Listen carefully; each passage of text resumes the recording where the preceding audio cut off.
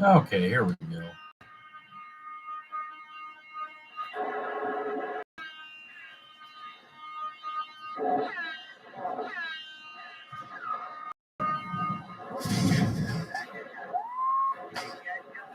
Okay. That part's working now. That's good. Go over here to channel 22 and listen to those guys. 28. Somebody's playing some crazy stuff. Hey, good evening, Gary. Yep, we're back again. Like I said, I don't know. Don't know what was up with the chat for some insane reason. So we got that all squared away now, I guess. So that's working as it should.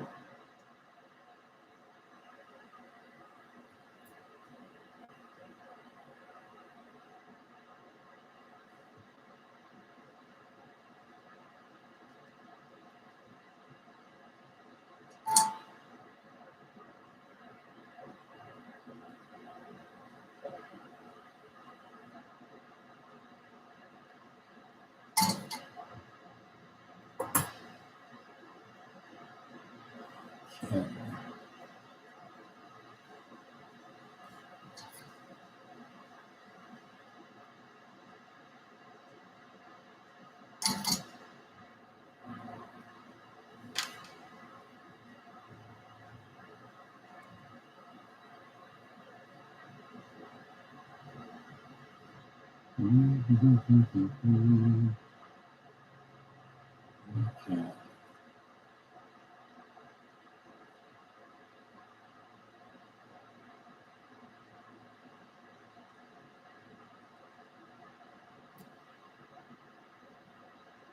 Technology is great when it works.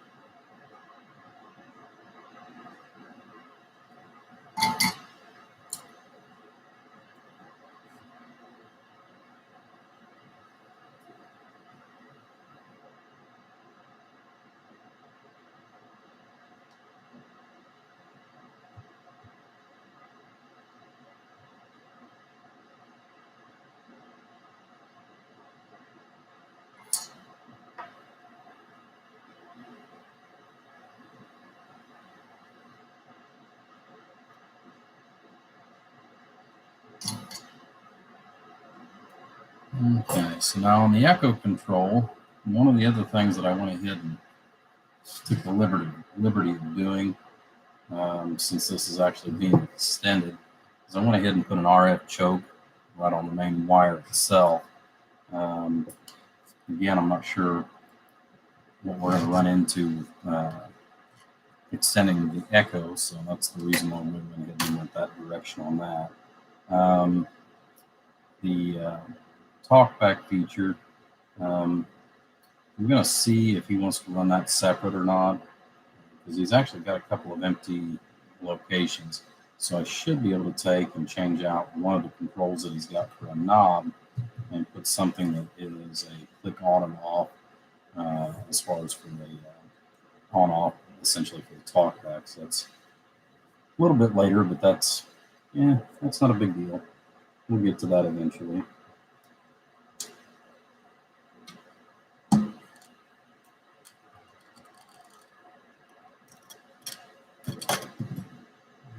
Let's see some other stuff here out of my way. All right, so that one's taken care of.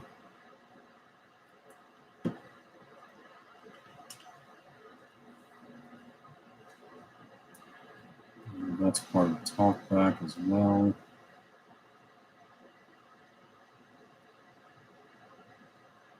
Not in it.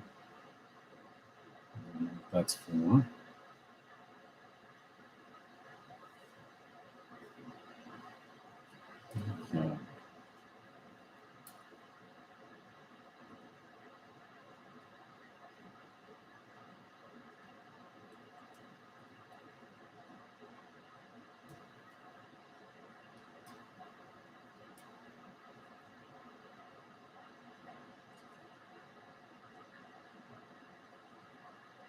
thinking that this, other than hooking up the ground, I think this is pretty well going to be all right on the length. Once we get that mounted, we'll take care of that. Okay, let's start with this panel here. It's going to be a frequency counter portion of it.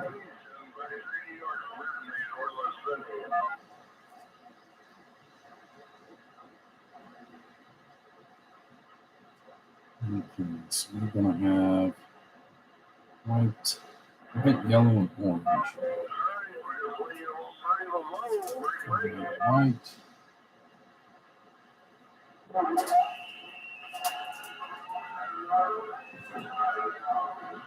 Yellow. Orange. Somebody out there, we started up 753 New York, Birdman, we're listening. Birdman in New York. Okay, so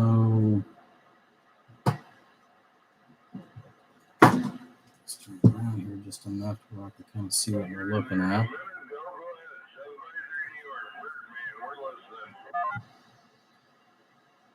It should be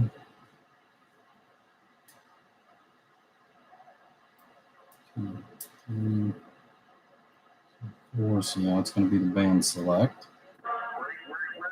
753 New York, Birdman, we're listening. Birdman, we're about to cut your lips off here in a minute, buddy.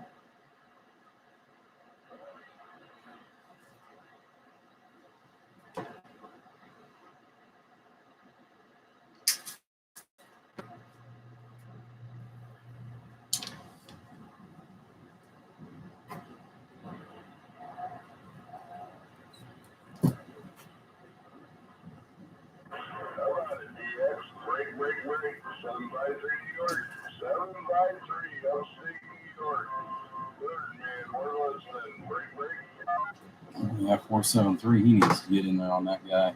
He's on his local channel, channel 22 right now.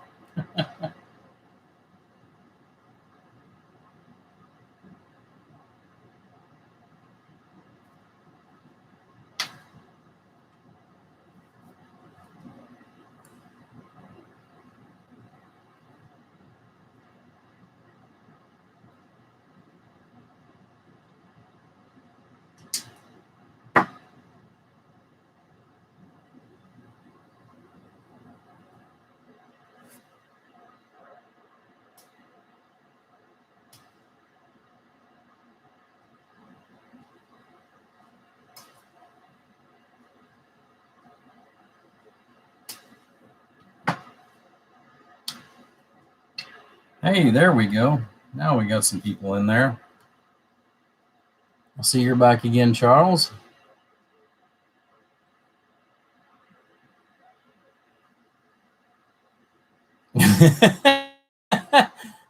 Sometimes, Gary, that's about where I'm at, buddy.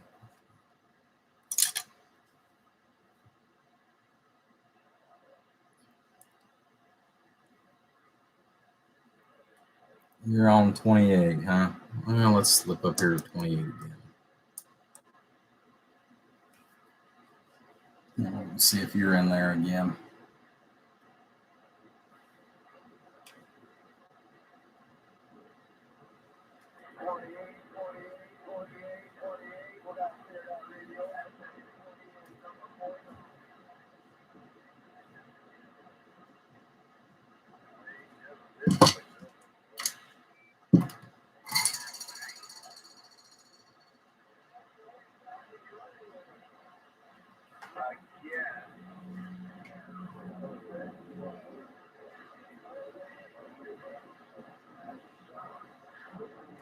But yeah, some of these projects like this that I get myself into, yeah, I am definitely with you on that, Gary. Where yeah, I've got about as much patience as I would have beating it with a hammer. It's crazy. It gets warm out. It's too cold.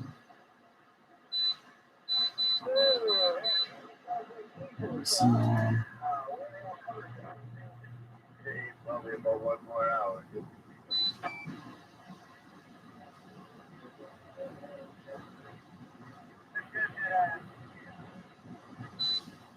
AC is showing and what it's showing on my thermometer in here is two different things.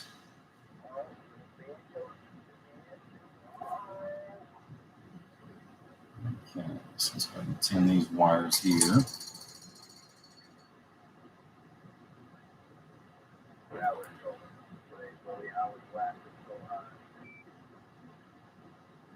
What's that?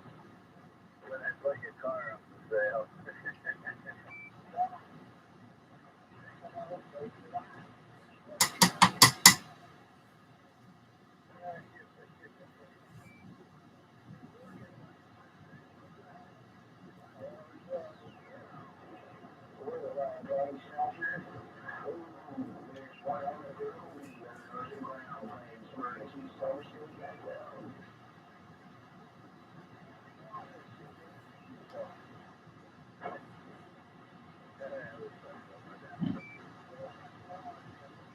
Somehow that one missed the tin.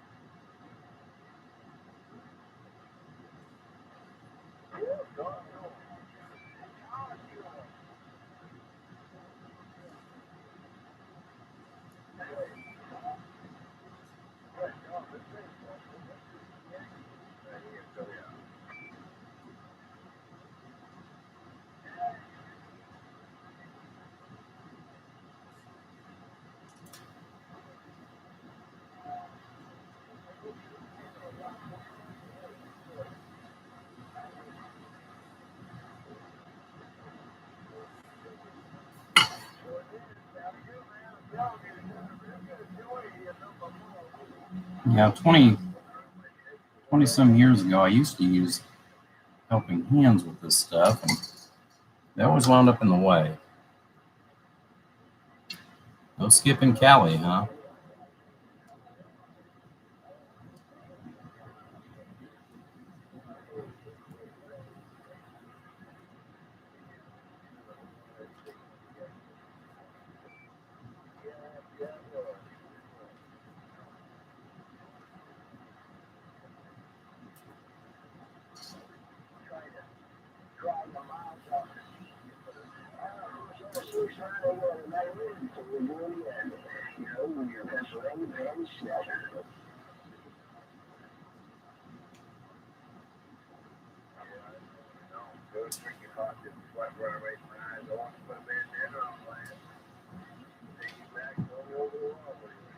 Yeah, sometimes.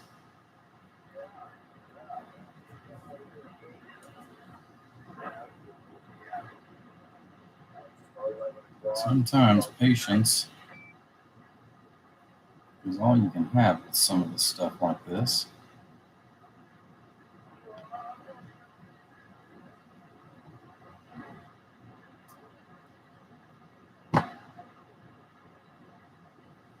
Absolutely. I don't blame you there, man. You guys fell asleep today on the couch about freaking 10:30, 11. Get up and have them. They gotta get a power nap in. That's good. Did you take the battery from down below for the tractor? Or did you leave it in there?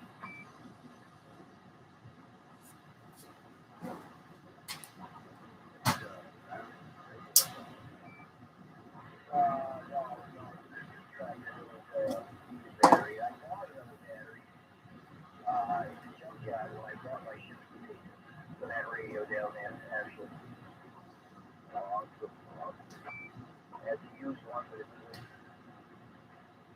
pretty good little one. One that'll fit my tractor too, but I want for that. Yeah, triple six. 6 and 80 right here. What are you doing out there, triple six? Yeah, that's the reason why I usually don't take too many projects like this.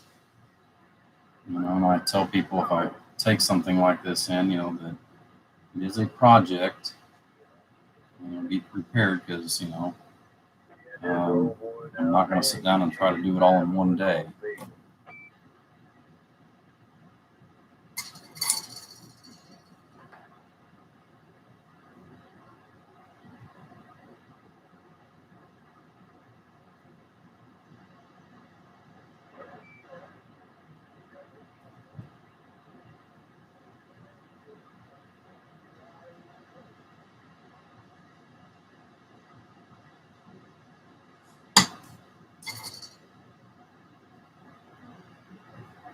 Okay.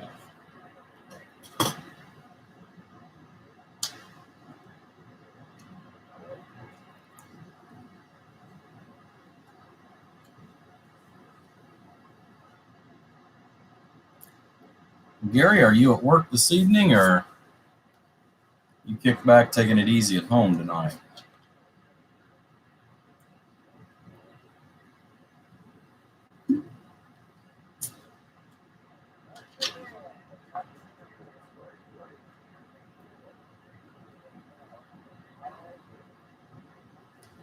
Um, typically, most of the time, type 43. There is a couple different ferrites that are actually good for that. Type 43 is one of them that I use quite a bit just because it's something that I have on hand almost all the time. Okay, so sounds great.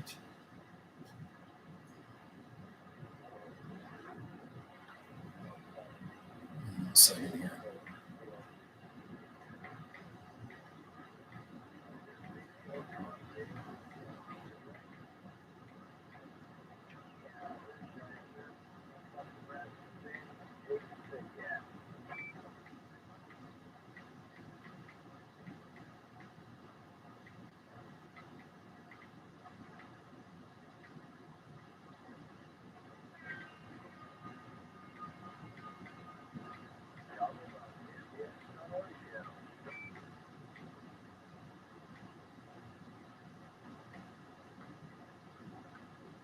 Go. That got taken care of. So I've got one of his pieces of equipment getting ready to go back to him.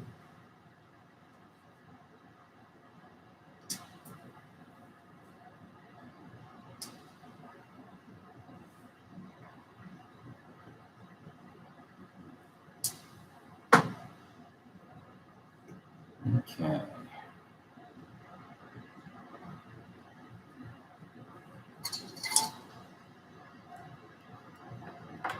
But yeah, type 43 is really good for that. Geez, I'm trying to think of the other one. Another one that I've got is like, what is that? I think it's like a type, I want to say type 32, maybe.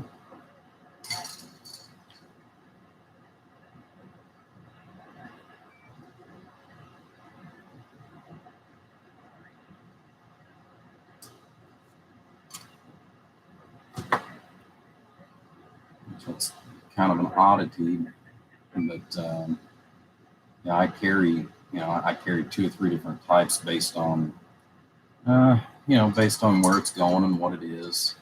I've got one that I am estimating that it is type 33 based on an inductance that I pulled. I came across a deal here roughly a year and a half ago. A company was going out of business, and I went through and I bought all the ferrite that they had. Now, the problem with doing so was the ferrite that I had bought, he didn't know, because of where so many things had well, it had it for decades. The company had been in business for like 40 some years over in Ohio. So a lot of things get lost, and I could tell by the permeability of it that it was not 43, it wasn't 61. I knew it had a high permeability for different things. So since I'm not 100% sure what I typically use that because of the fact that it has such a huge pull down. Matter of fact, it's just literally just a couple of wraps. The inductance ratio jumps dramatically. So, it's one of those where it's like, well, not 100% sure what it is. Okay. So this one here, red and orange. I'll cut it down here.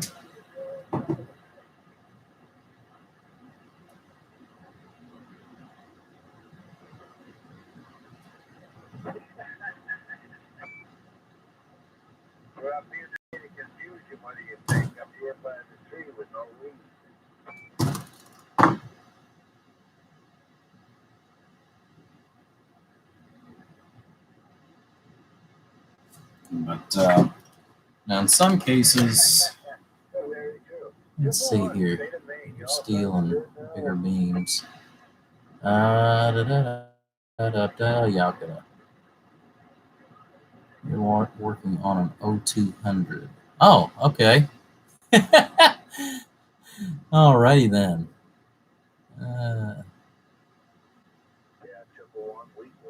Talk to the East Coast. Okay. You're only talking local.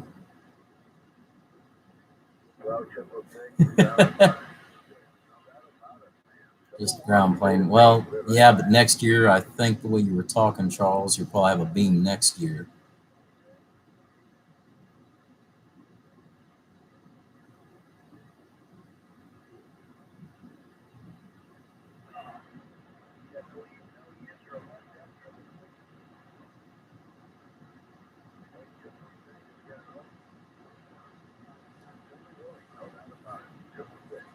Good evening, Daniel. Hopefully you're having fun at work this evening. Okay.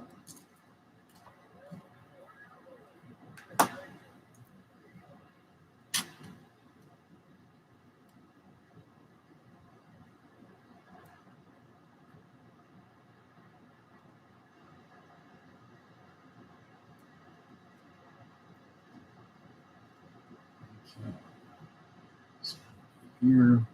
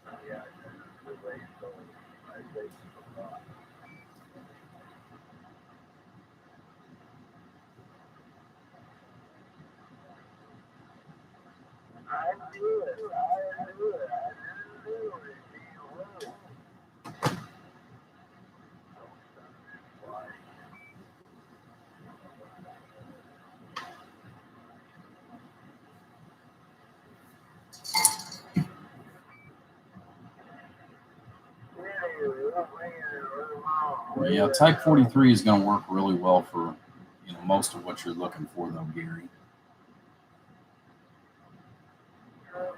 And hopefully you wasn't in. Hopefully you didn't have to get involved with that building collapse down there in Florida. I know they're still. Last I heard, I guess they're still digging people out of that. at this time.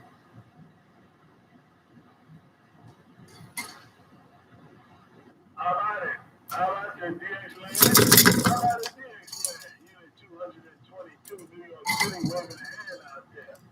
How about your DX Land, DX Land, DX Land? Unit 222, New York City, break. New York's coming in pretty good this evening, guys.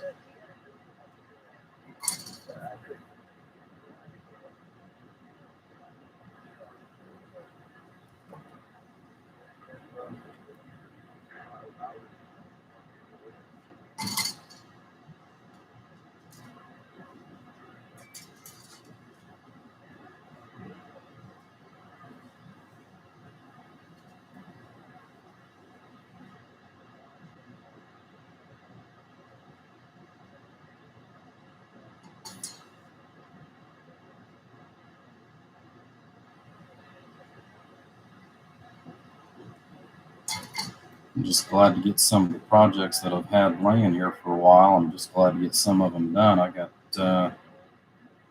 3 completed today, so or this weekend. And I'm not expecting to finish this one because, like I said, this is an electrical nightmare, basically.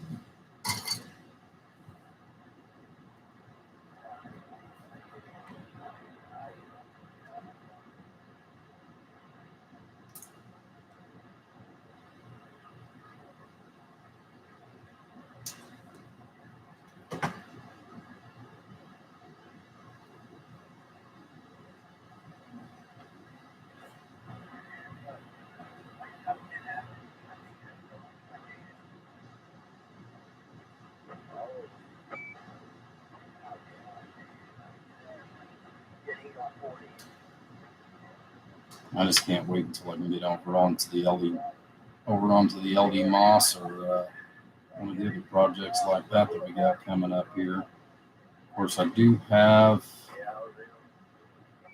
Let's see here. What's up next? Got to do some looking. I know I've got a 1x4 base that will be built in the HG 454. That's one of them that we got going on.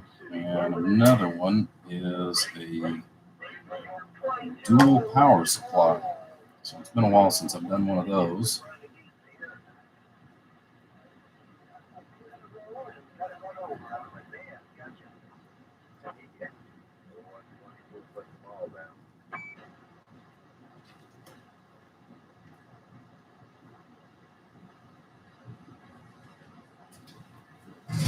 Start tying some of this out of my way.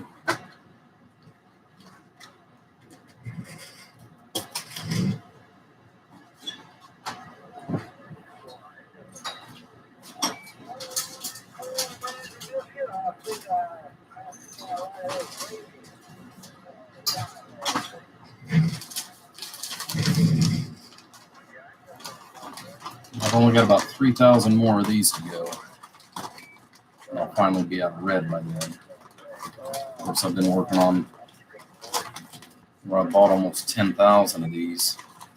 I've been working on these for like 6 years.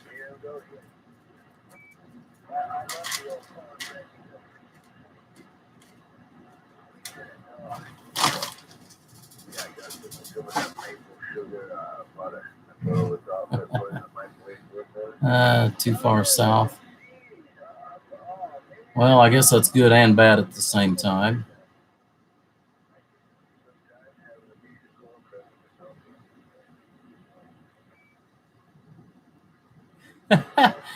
Well, you may be a little bit RF infected there, Charles. You know, especially with having it's either a 3CX or a 4CX 3000. You know, you've got enough RF in there that you're going to start glowing by the end of the week.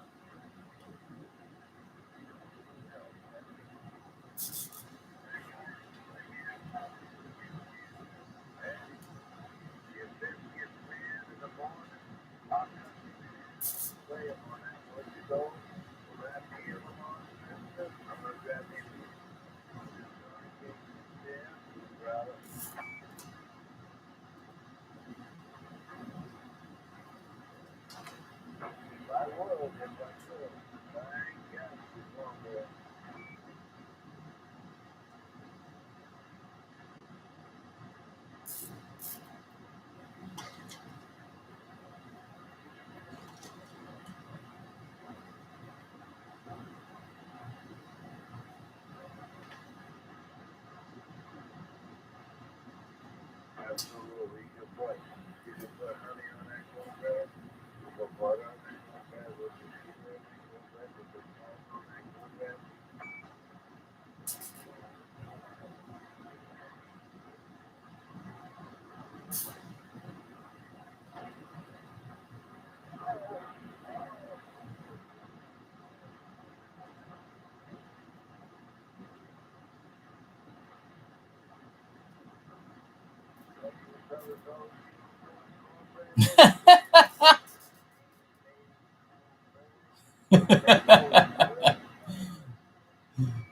Uh, yeah, he's gonna be the he's gonna be the next Farva.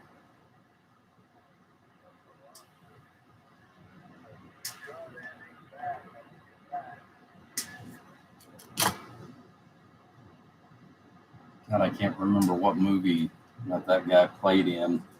Um, but every time I think of the armadillo hat with tinfoil on it, that's the character that comes to mind.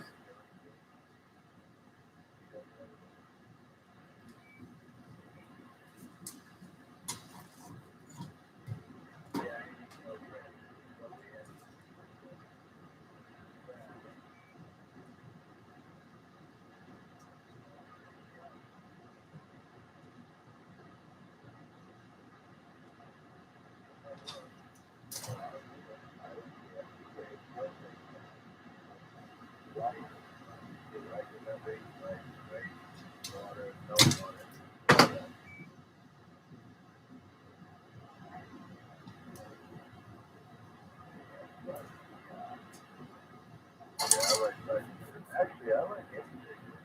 Right. Yeah, pretty much.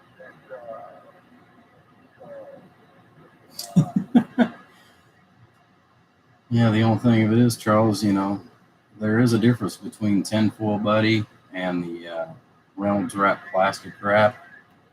Um, granted, I know the one's your favorite color, clear, but the other one's actually kind of a silver metallic-y. Kind of resembles the same color as a tube, steel tube that is. That way, you get the right one.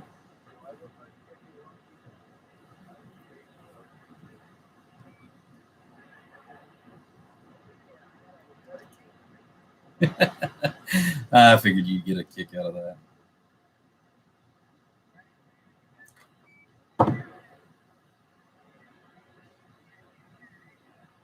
I'm kind of surprised we've got that many watchers this late at night, especially on a Sunday.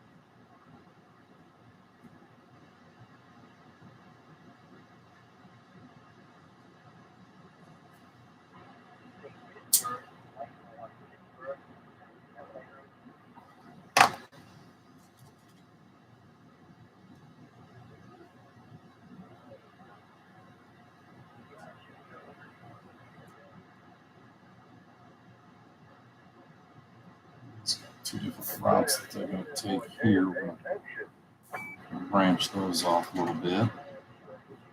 So I'll have $10 with zip ties on this crazy thing when it's all said and done.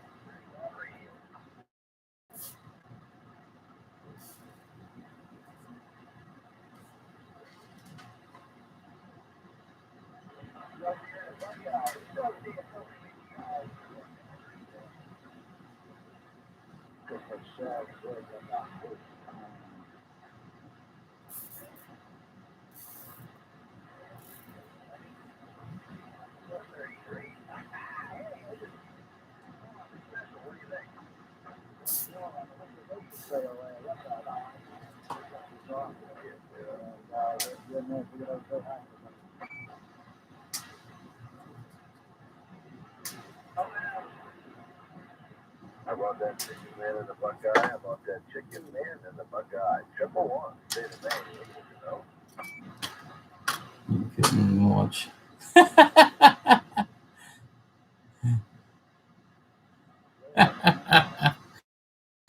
Oh, that's a good one. That is definitely a good one.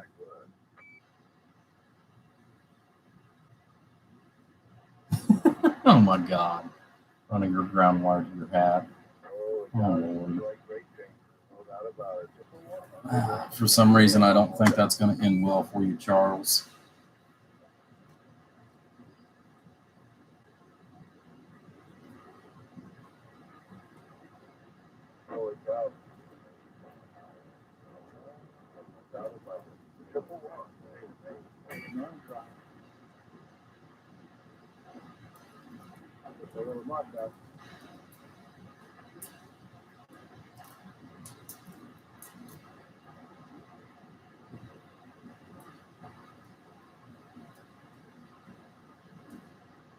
Say 169. Oh, top lead, sir. Big hand in the air for the Northeast corner. 111. Something about a 111.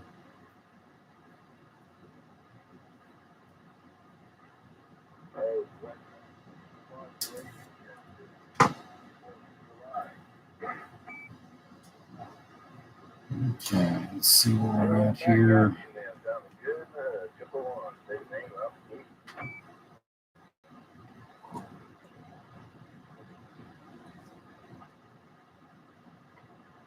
Some of this will actually go back onto the chassis itself.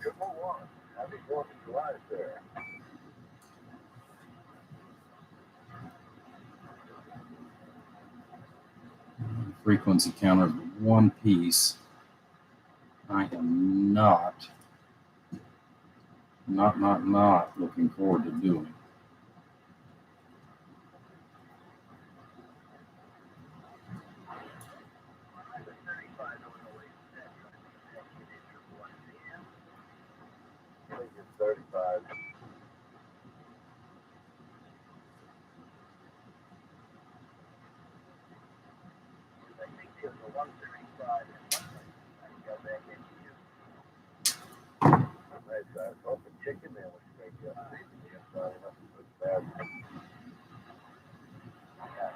Yeah, it was 135 in a Buckeye.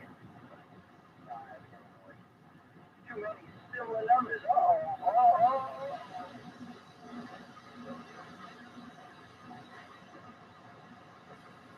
Yeah, there he is.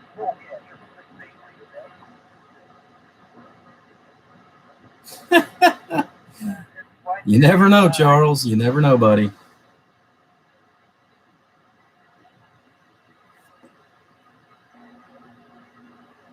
Hey, Polecat, 111, state of Maine.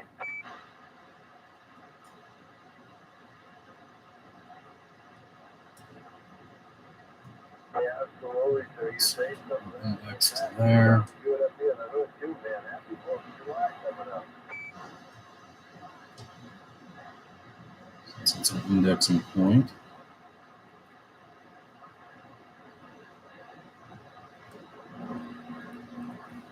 That's where I'm at. There's no doubt about it, man. Things are starting to get rough and tough. A lot of big hammers out there, man. Like he came up through here like gangbusters. No doubt about it. Go on, man. Big hand in the end. Say the bank sound good.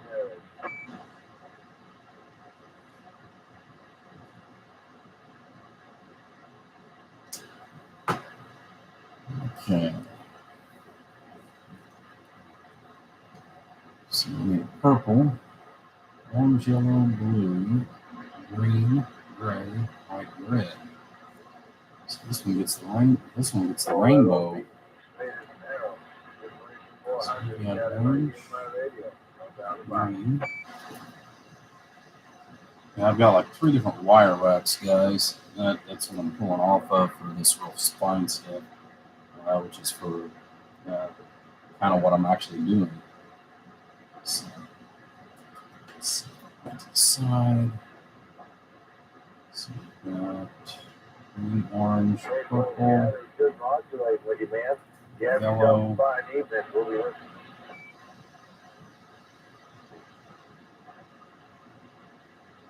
Okay.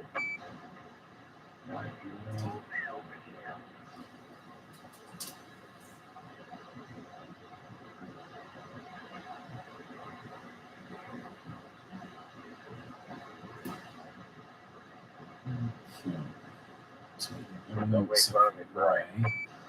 I'll cut that separate.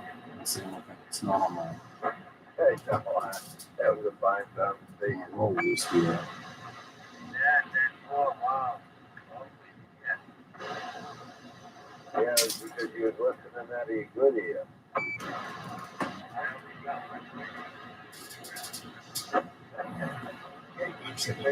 Put it on this. Well, put one of the batteries in the other man eater.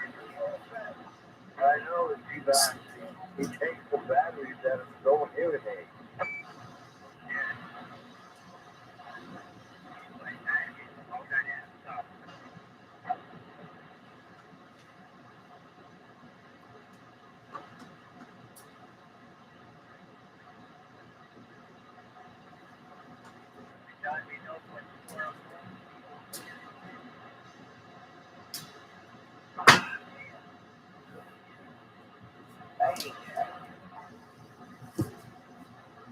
The bacon. I have pancake mix. Oh, I feel like my mouth. Will that be on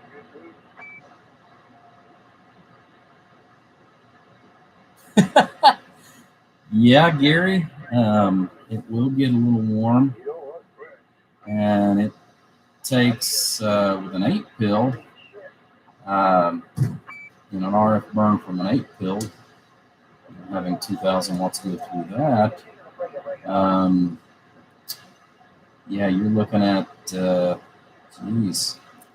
almost 3 months for the RF burn to go away. So I don't know on a 16 pill, but yeah, that is not a fun way to go. I do know that if you get a 4-foot fluorescent bulb and get within, just a couple of feet of the antenna, and actually, it's essentially like striking an arc because the RF, and it almost goes into what I call the Tesla project. You can actually light the RF bulb, or the RF will actually light up the gas inside the 4-foot fluorescent. And the interesting thing is I know that you can walk, once it's actually lit, you can walk away from the whip on the car somewhere around 15-20 feet before the light actually starts dimming down. It's actually pretty cool when you stop and think about it, because one of the things that Nikola Tesla had did, and one of his big things was, sending electricity across the air with no wires. So, that's what it always puts me in mind of whenever I see that see that done. Uh, I don't know how far away, once it is actually lit, I don't know how far away that a 4-foot shop light would actually stay lit. It would be a really good, actually a really good test just playing around.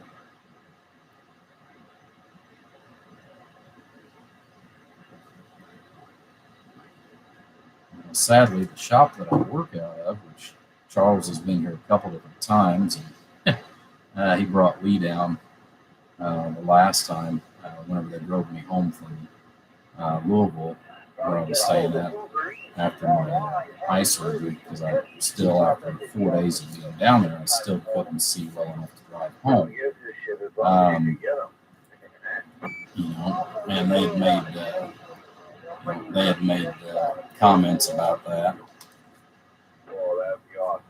And that I actually, work in a bomb shelter, because he walked through the door and the concrete and block, it's exactly 2 feet thick. If you go, since there is a split face block that's on the outside of the building, because this was actually the building I work out of has been built since early 1920s.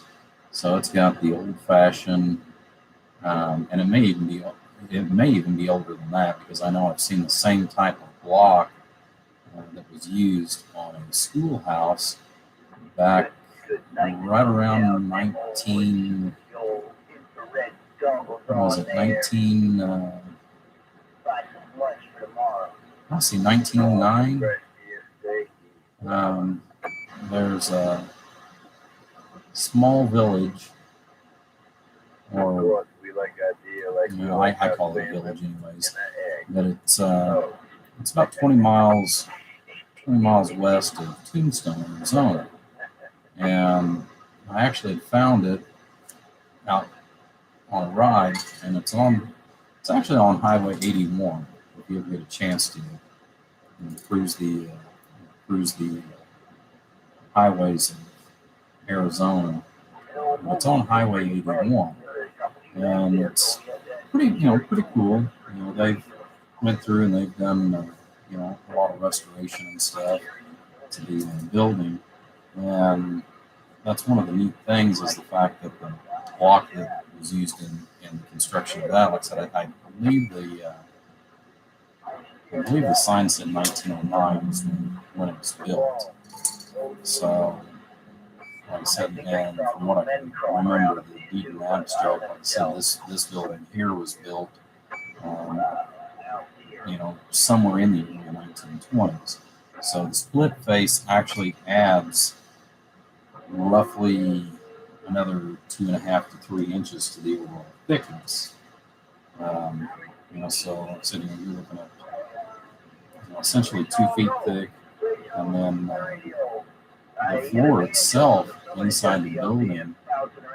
Whenever I put the new electric in this last go around, since I put in new service out here about 6 years ago, the service, whenever I dug down to put in the new lines and stuff, I had dug down right at 3 feet. Well, at 3 feet, the foundation was still, I was still hitting foundation, and I've actually done that in a couple of different places within the building itself. So, the best of my knowledge is the building itself is 2 feet thick concrete. The floor is 3 feet thick. The ceiling is actually it's actually three layers of tongue and groove, and then there's 3 feet of sawdust that actually sits on top of that. So it's incredibly thick. The ceiling is also approximately the first layer, anyways, is a half inch. The old mortar slash concrete that they used to use for some of the walls and what have you in some of the early construction. So, I'm well fortified as far as for RF inside the building. I was talking to Luke over at BBI, and we were talking about grounding and grounding of my 5,000 watt dummy motor. And he gave me some recommendations on that. I told him, I said, there's only one problem with going ahead and adding a secondary ground on that. I said, and that's the fact that I have to drill through. Speaking of that, because I also had to drill a hole right in the mix of the doorway, because I actually raised the doorway up about 2.5 inches, so that I didn't have to worry about any kind of flooding or water or anything like that, so I could actually make a good seal. So I actually drilled down because one of the other contractors that I knew that's local had made mention of going ahead and drilling down and putting in potentially a drain right there to go ahead and help with some of the water level. Well, we drilled through nearly 3 feet, and we still hadn't made it to dirt. So the building's well built. It takes very little to keep it cool. It gets a little warm, and that's more more because of the humidity than anything else. That I have to deal with inside here. Let's see here. Yeah, I guarantee you learn that day. Let's see. Moving the antenna closer to the fluorescent, showing off. Yeah.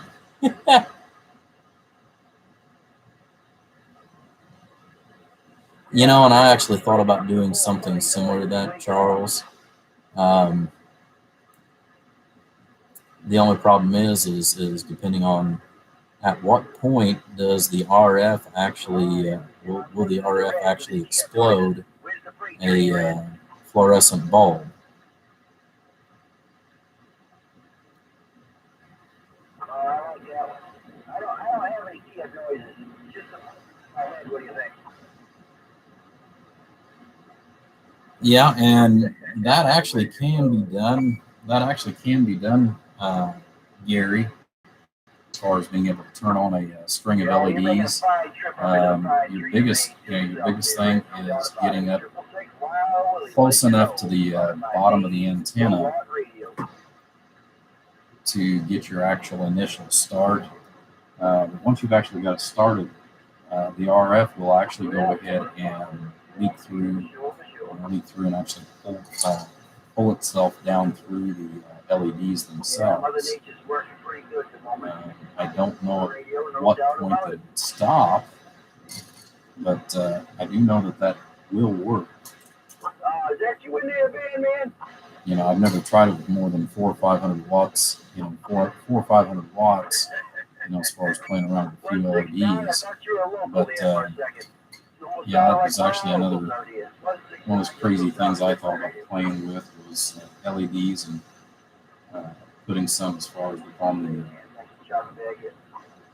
tower. Once I go ahead and put up my new tower that I've got a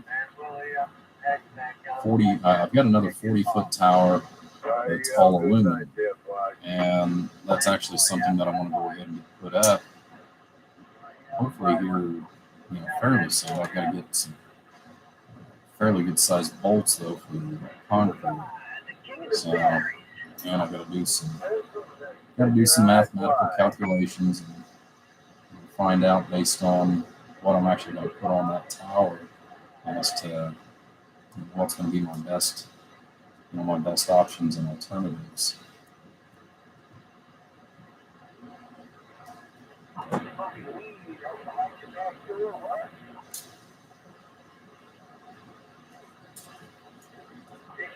What are you doing?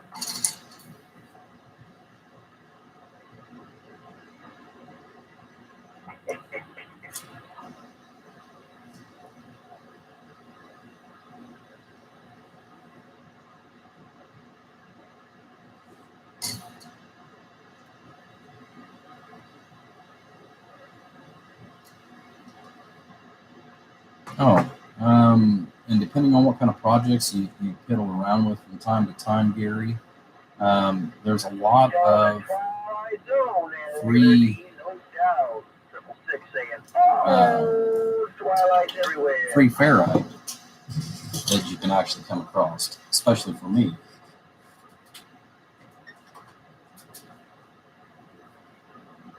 And I save every one of these that I can.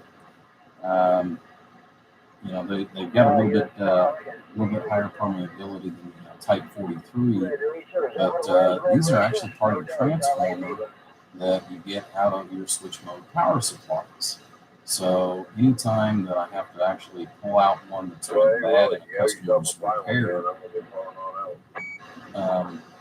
the rest of it's pretty much trash. So I actually pull this one little piece out of every one of them and put them in a drawer and use this going back into a lot of my power supplies, to go ahead and help as far as with any kind of an RF feedback. When things will get messy real quick, what do you think, Dan? Trouble one. As for being at one with yourself. That's right. Somebody sent me something. Turn my radio down, I can do that. Dun, dun, dun, dun. Hey, 169, right back, man.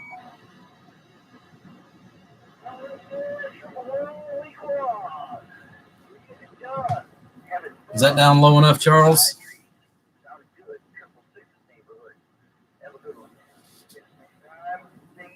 But yeah, there's a lot of different pieces, especially like I said with the switch mode power supplies.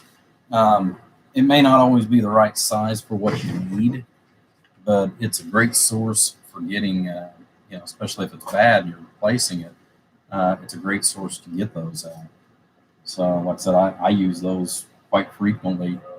Like I said, every time something comes in and it needs, new modules or something because somebody's either,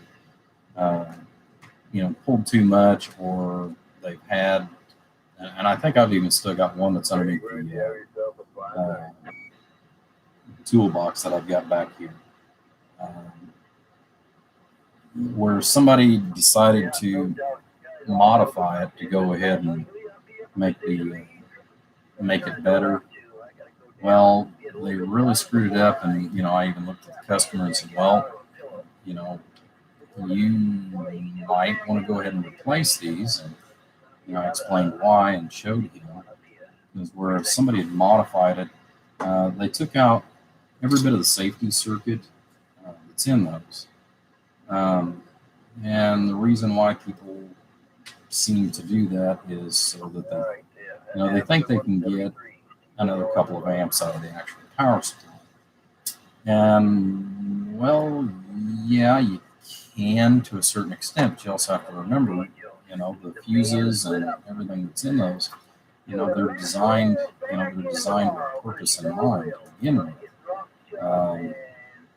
But the problem is where people are soldering some of the 0.1s or 0.01s on the bottom to essentially make it better as far as in the filtration.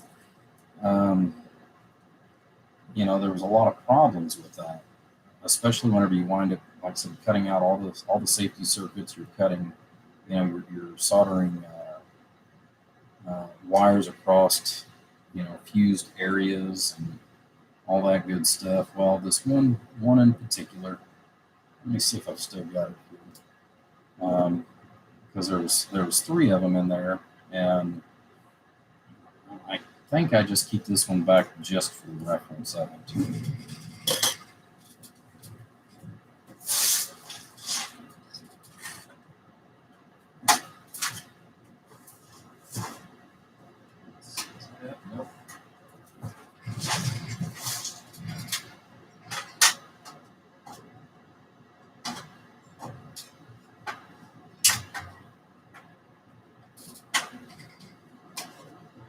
Ah, yes.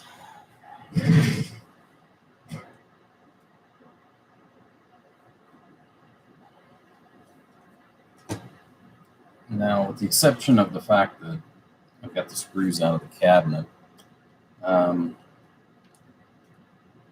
do you guys see anything protruding that might cause an issue?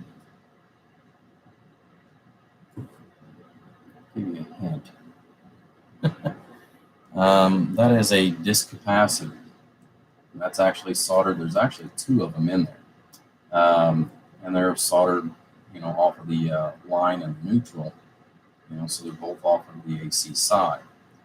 Well, the problem with that is, number one, these are as Luke likes to call it, the Chinesium disc capacitors. That's part of the problem. The other problem is the fact that, once you actually screw the circuit board down, you've actually got physical pressure on that part. Well, there's another one right next to it that's also sandwiched in there as well. Well, what happens when you do that, the coating on this is like maybe 25 or 30 microns thick as far as this blue epoxy that they use. Okay, so you're talking, it's like 1/5 of the thickness of a sheet of paper. Okay, well, with that laying directly on top of an aluminized piece that's going to ground, you also have to remember there's a fan inside here, and you've got 3 or 4 modules, and then you've got shipping and everything else. So you're actually having a part that's actually moving and working that coating off. So, you're potentially creating depending on how they've got everything grounded or not grounded, what have you, what you've done is you've created a situation for somebody to actually get electrocuted, essentially, is what you're doing. If you're lucky, it shorts directly to the ground and, kicks what we hope is the breaker. Now, unless you're one of the guys that, that breaker keeps kicking in the fuse panel or, service panel at your house, you might be inclined to take a piece of wire and wire it to where it stays on all the time. If that's the case, well, you're definitely going to have an electrifying experience. But this is what's left of the way it was actually wired. I'll give them props for using 8 gauge on that. This was used for the fan. These modules were turned all the way up to about 16 volts on the HG transistors. And this is long before the C series ever came out. So you know that is not going to happen. But, the amplifier did do 1,500 watts with the modifications that were done. The other two that I took apart and showed the customer, like I said, I keep that one back just for reference. But, all of them were modified in the same format, fashion, and manner. But, like I said, you're looking at a mixture of disaster where somebody could actually get hurt, which is not a good thing to do. I'm not going to say who the builder was on that one. The builder actually still does exist and does actually sell. I haven't checked eBay forever. I know he was selling on eBay. He does try to mimic at least two different builders. From what little I have popped in and watched, like I said, he is a newcomer. From what I've seen, he has changed a lot of the way he does things. That was some of the early things that he had done.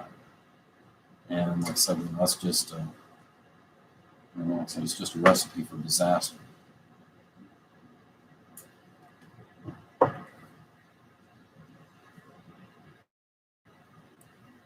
Oh, you're only using it on the way home. All right, buddy. Well, we'll catch you later, Gary. Take care. But yeah, that's one of those where, like the what was that? Yeah, that one superhero, Johnny, Johnny or whatever. Flame on. That's what you're seeing. Definitely seeing that coming to life. Jeez, Pete. Now I know why I saved these for last. It takes forever.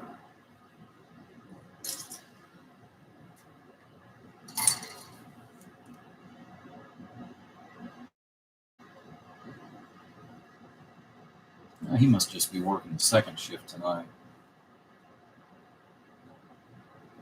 It's only going on 2:30 here. I know where he's down in Florida. That would be. Oh, what time is it there, Charles? Because I know you're down south. I would assume Florida's probably on the same time frame as what you are.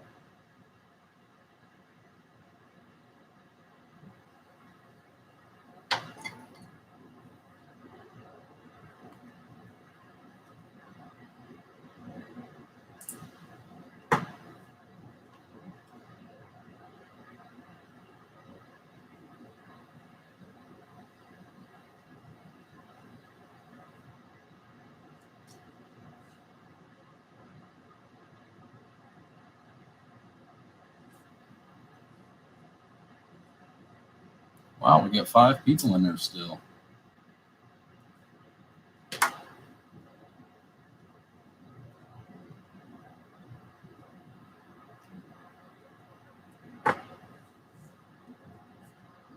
said not bad for a Sunday night. Okay. So yellow and blue. Yellow and blue. I thought I already got a yellow and blue.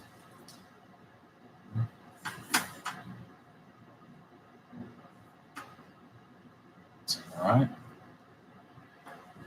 I'll take the second cut to now.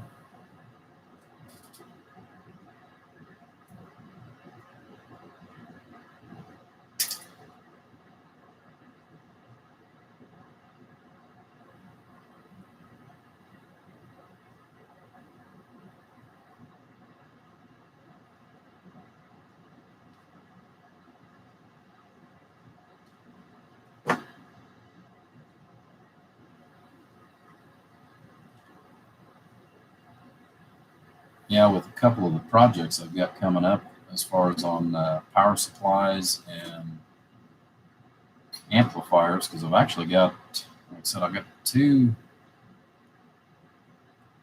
that are going to be really, really close together that are going to be the same.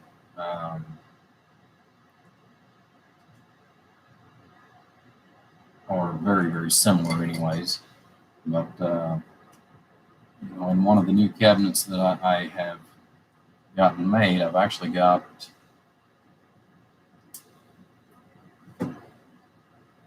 two builds to do. So I've got a very, very high-end power supply that we're actually going to be building.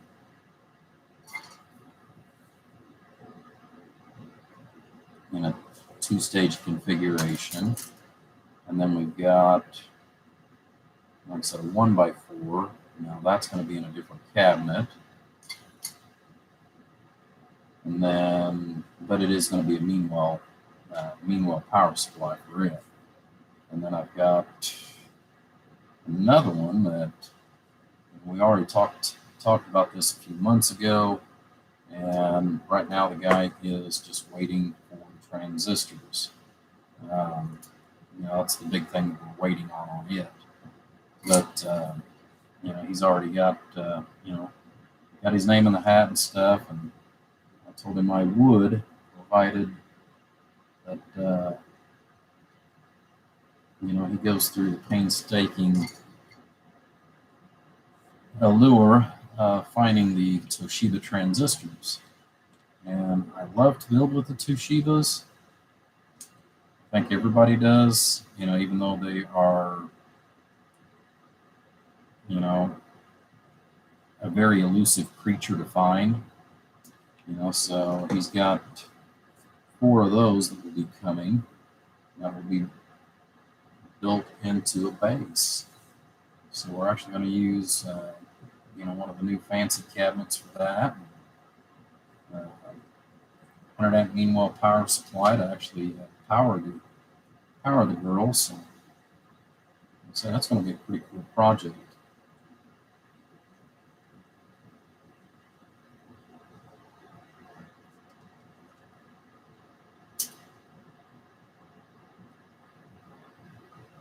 Of course, I do have some hi-fi radios I've got to get done too. That's going to be coming up here. Yeah, that's going to be coming up here too.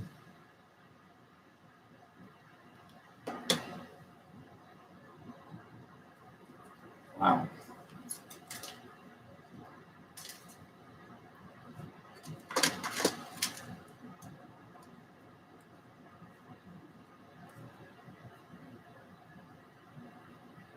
So some really neat stuff coming up here in the next few builds. Got one guy that I'm going to getting to some of his stuff here, probably in about roughly another eight weeks or so. Like I said, it's going to be just hi-fi, so I mean it's not going to be anything out of the norm, other than the fact that geez Louise, there's like 6 of them in the box.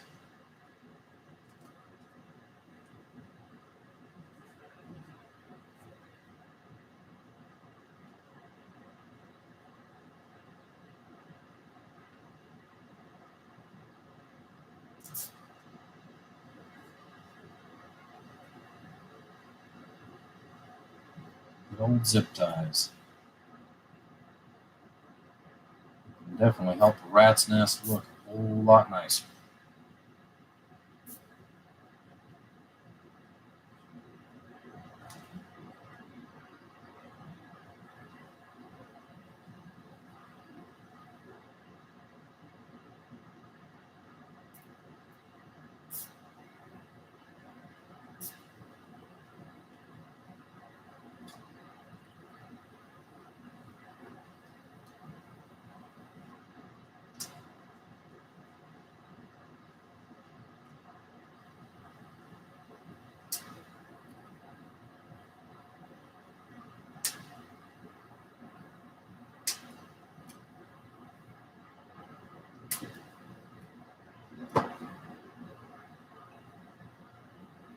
Okay, so yeah, so I'm an hour ahead of you then down that way. Yeah, he probably just had to work the second shift. I know sometimes he works all the way up until the really wee hours. Of course, I know part of that just comes with the job too. There's a yellow wire. Let's undo that.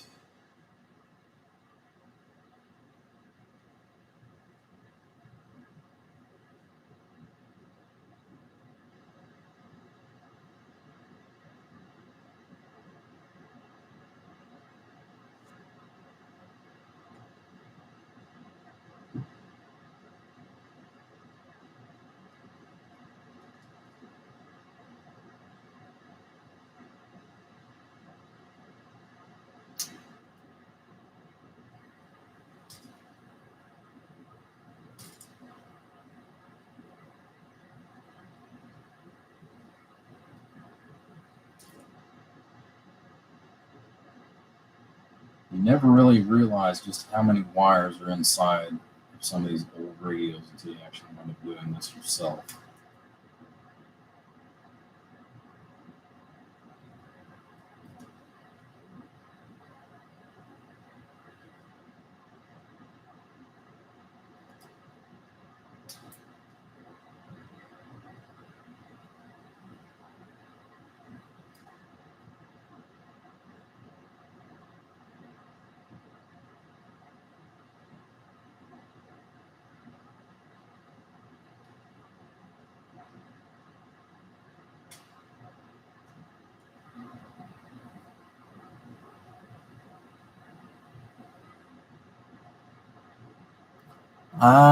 Where's he at in Florida? That's a good question. I wished I had the answer to that one, Charles. I don't, buddy.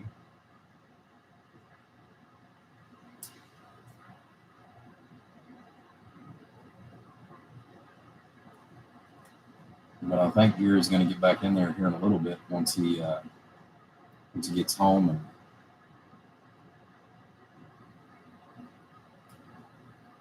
gets kind of kicked back to relax a little bit.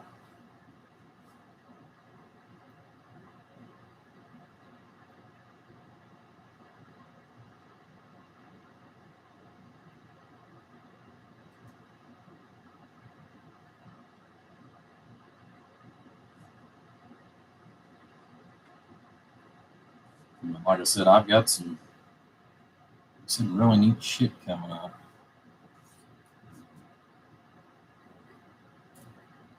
With some of these other projects caught up, man, it'd be really nice to start in on like the build of that LD Moss. You know,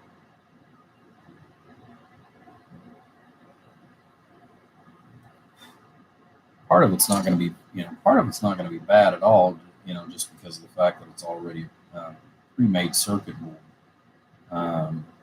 So I mean, the really hard work on that part of it's done. However, there is also a lot more stuff that'll need to be bought for that. With that one being water cooled, I'm still going to go ahead and get it. Still got to get a radiator and pump, flow pump and reservoir and all that good stuff. Which, I mean, I've been looking at some different kits on Amazon for that. Where I've talked to the creator of that particular board. He gave me some of his recommendations on that, that he's used and had really good luck with. Since it is going to be water cooled, and that's the other thing too, is once I get it, I'll get the kit. I know of a couple of different type of coolants. I got to find out as far as with the connectors what they will accept and what they won't. That's the other thing, because there's actually one thing that they have got.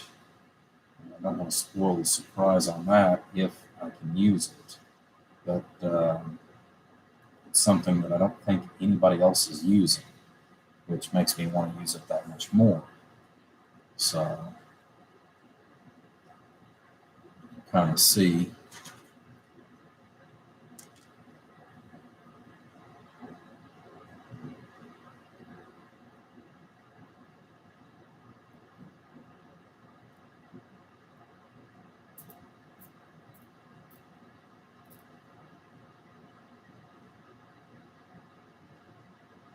And I got to thinking the other day, because it's been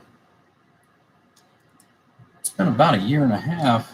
I used to have a gentleman over in England, that would get in there on some of the live feeds from time to time. Again, because of the time difference, he would actually kind of watch on like his lunch break or something like that. But essentially, he does the same stuff that we do over here, just over there. And brilliant man. I believe his name is Thomas, but I cannot remember what his last name is because I haven't seen anything. And I was actually thinking about that the other day where I hadn't seen him actually pop in on any live feeds. Of course, he used to also be on several of them for Luke and some of the other guys. So it's one of those I'm going to have to kind of go through my friends list and see what's going on. See if he's been doing all right or what's going on there.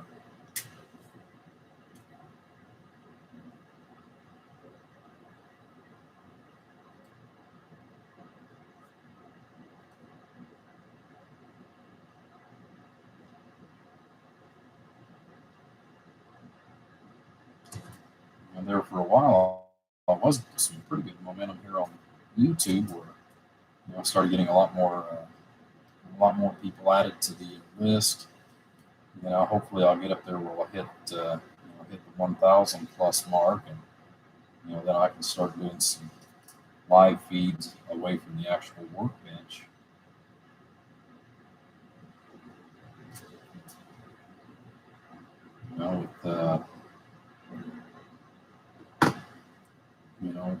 With one of the things that kind of abruptly, came up, which is with my eyes this year. I'd actually been putting back some money for a trip, and was looking at going out of the country. So, unfortunately, that's going to be tabled for at least another year, maybe 2 years now, depending on travel costs and all that stuff. Because even with insurance and everything, I still had to spend almost $4,000 out of pocket for my eyes between that and the whole hotel stays and everything else. That was pretty expensive. I've got part of my glasses paid for. Which I only owe about another $200 for my glasses that I've got ordered. Actually special lenses that will help with a couple of the other smaller amenities that I'm left with. But another thing too is I don't have to worry about the ghosting anymore. That was one of the other issues that I was having with my eyes, was what they called ghosting. So that she told me that would eventually pass, and thankfully it did. Ghosting is basically where you see two of the same images, which I was having that issue out of the left eye, which is the one that was damaged the most due to, for the most part, it was due to a car wreck from many, many years ago. And,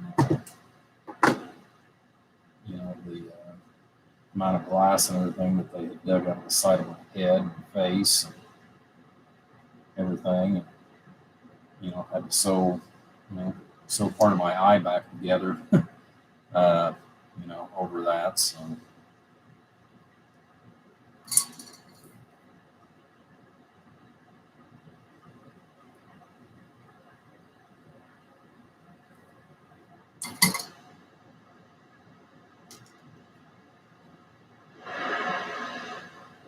the static is all that's left.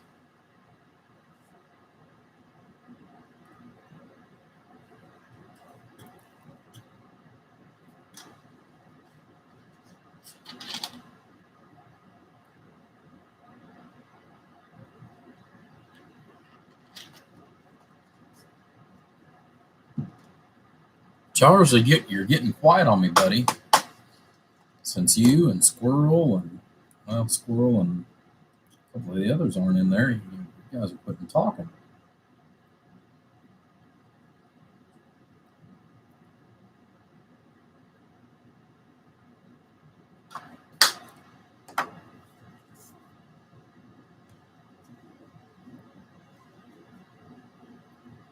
Do-do-do-do-do-do.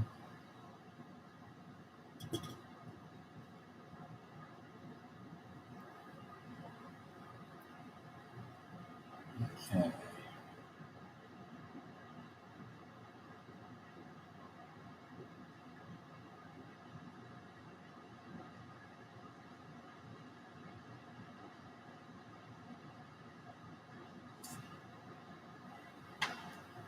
Cut speed shrink here.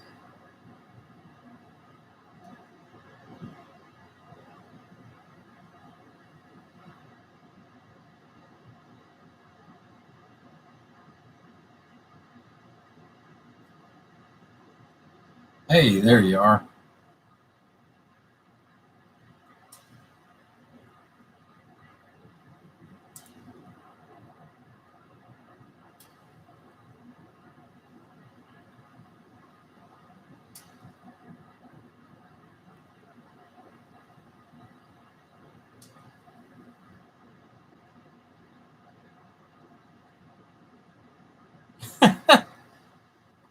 Well, there's nothing wrong with answering yourself.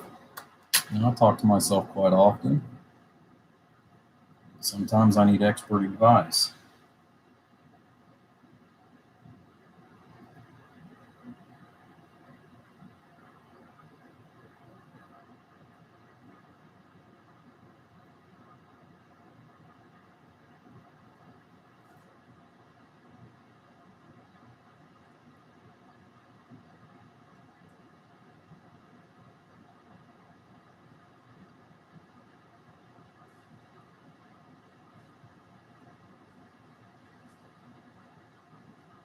Now, I got to thinking the other day, Charles, because I mean, there again, I mean, there's a lot of us that we talk back and forth and what have you. And I'm not talking about, just uh, people in general, but as far as some of the builders and stuff. But I've kind of noticed that here lately, it seems like I'm the only one building power supplies anymore. At least on any kind of a live feed. I haven't seen anybody that's been doing that in some time. But here lately, I've been doing quite a few of them. You're really going to like this one that I've got coming up, and this will be about the third or fourth variation of the same thing in regards to, like I said, a dual power supply.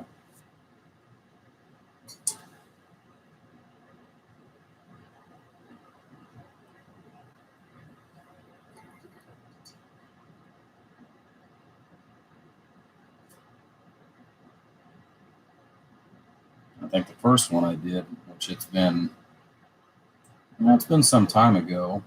I built one for Mr. Clean over in uh, Cincinnati, Ohio,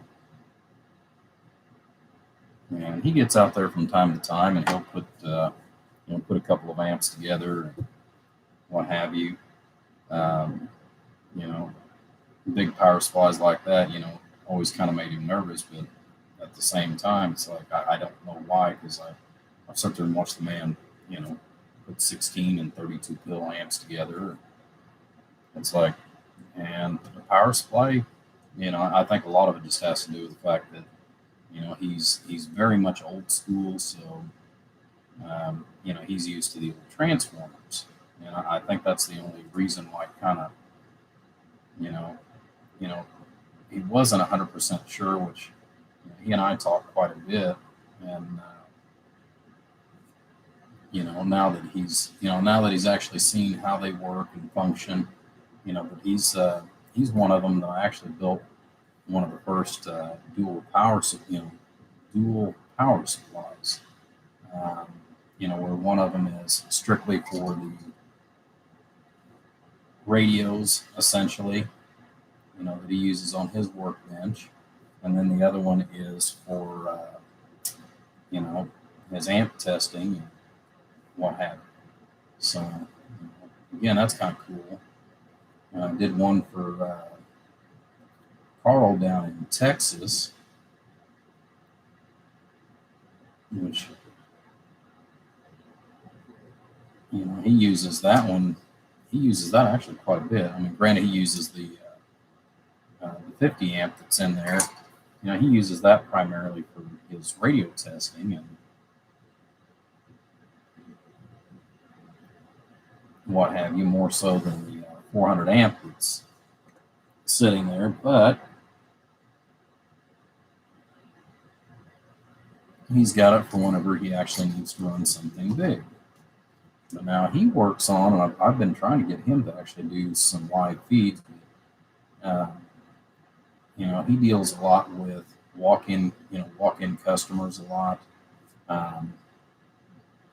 But he gets into some really cool, neat stuff. But he's kind of a quiet type person. Great guy. But he does a lot because of where he's at there in Texas. He actually does a lot with telemetry. So he's got guys that come in from the fields and what have you, and actually have him work on some of the stuff. Whenever they've got stuff that goes down out in the oil fields or what have you. So, like I said, some really cool stuff. I just wished I could get him involved on the Facebook side of either Facebook or on YouTube, to actually do some live feeds. But part of it too is he says that he's so busy right now with everything that's there, which to get him to work on anything, it's he's about like the rest of us. I mean, he's a year plus out, and stays that way constant. And he doesn't do the media side of things like I do.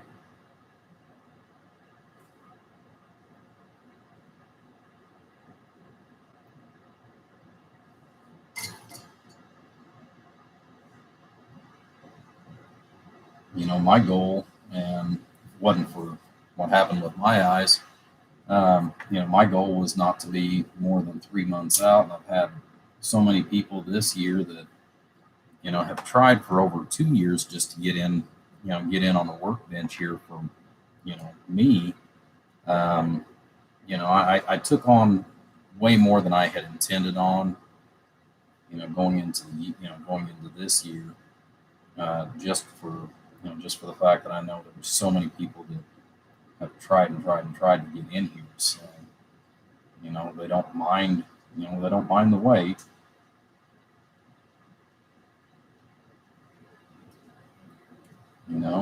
Big L, I told him on this one, that this would be a project. And,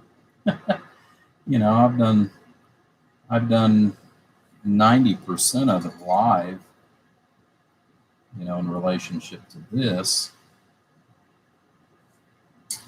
And it's not hard. It's just very, very tedious. And I forgot to put a piece of heat shrink. I even had it in my hand.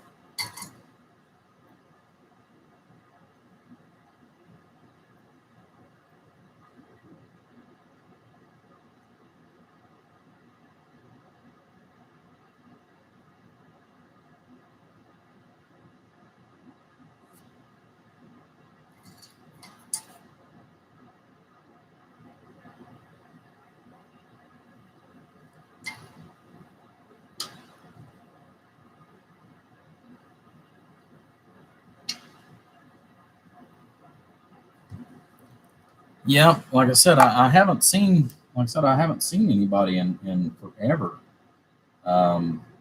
Luke, he's quit building them, but I mean, he's got so much on his plate the way it is too. And that was one of the things that I used to always enjoy too, is watching some of the other guys and coming up with some different neat ideas as far as on power supplies and how to run different portions of it. And I almost everything is just a little different whenever I build a power supply. Yes, it's all the same, but it's different at the same token. That big 350 amp that I built in the rack mount, which consequently that's what that's what I've been using for my workbench, which thankfully I don't need anything bigger at the moment.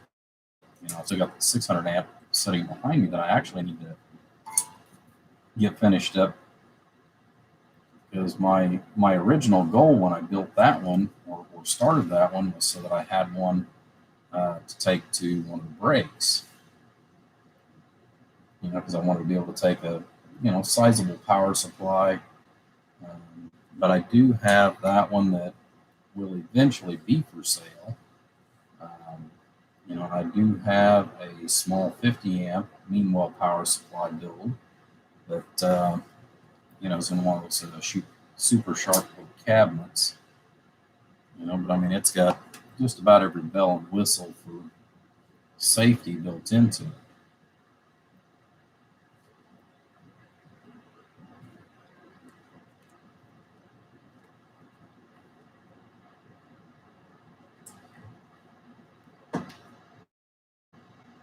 Which I think I sent you pictures of that too, if I remember right. I showed, matter of fact, I showed it live on the last call-in that Luke did. And I'm so thankful to have good friends like him too that will pop in from time to time and take time out of their busy schedule to chat with me. I know we've got some new technology that's going to be available to us here relatively soon. With some transistors. I wish he would have been able to have gotten a little bit more detail, even if it was off camera. It's kind of been a hush hush, but I'm definitely kind of interested, and hopefully if whatever he's been working on with Mr. North, hopefully I can possibly get in on the ground floor with that, and get to learn a little bit about some of the new technology, and get to play around with whatever's coming up next.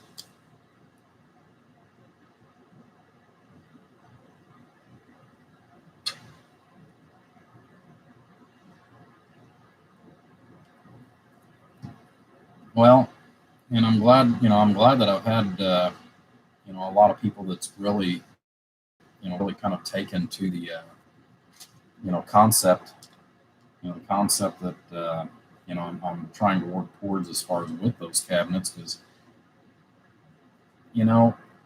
we see so many builds that are basically all the same anymore, and there's nothing wrong with the cabinets we've been using. I still use them on a regular basis. There again, I can't build everything in specific type of cabinets, but at the same token, I would like to see some variety out there too. So that was part of the reason why I came up with the idea, and kind of went towards that view of, hey, let's step outside the box of what everybody else is doing, and kind of go from there. So.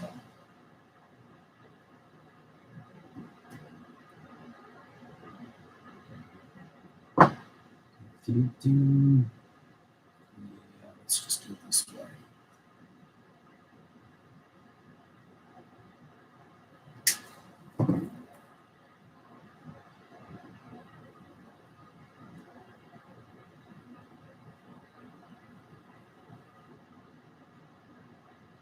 Just like the that 200 amp power supply that I'm building. That one actually, once I get it labeled and I get the top on it and stuff, I'll probably go ahead and post some pictures on Facebook with that one. That is going to be kind of unique.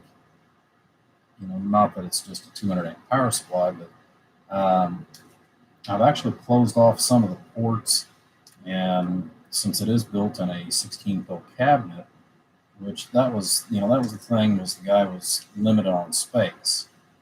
So, I gave him some dimensions of a couple of cabinets that, I would have used for that.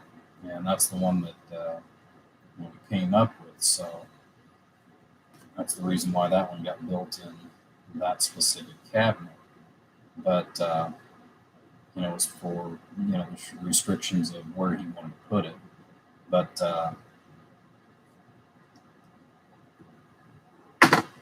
the other thing is where the 4 fan holes are. I actually had a large piece of plexiglass cut for that, and I'm actually going to have small holes strategically placed for cooling, because it does have a small fan. It doesn't need much with being that small of a power supply. It just needs to be able to move some fresh air in and move the heat out.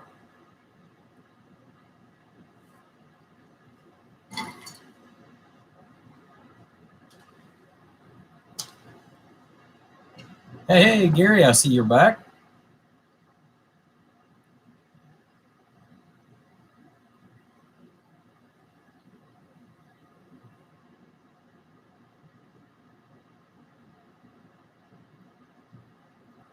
If you've got 250, that's basically what time I've got right here. I've got 255 on the wall.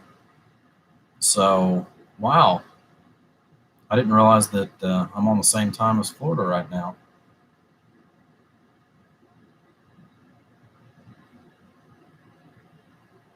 It's kind of cool.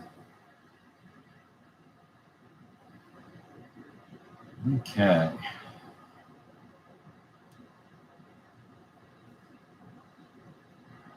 So since that's going to go there,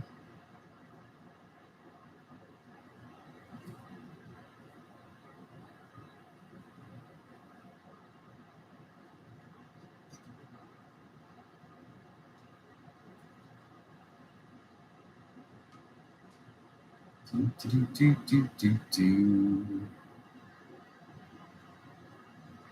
want to stay the same length.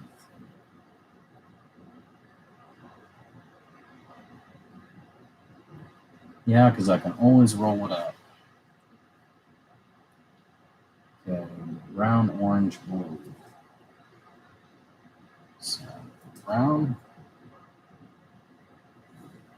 orange, blue.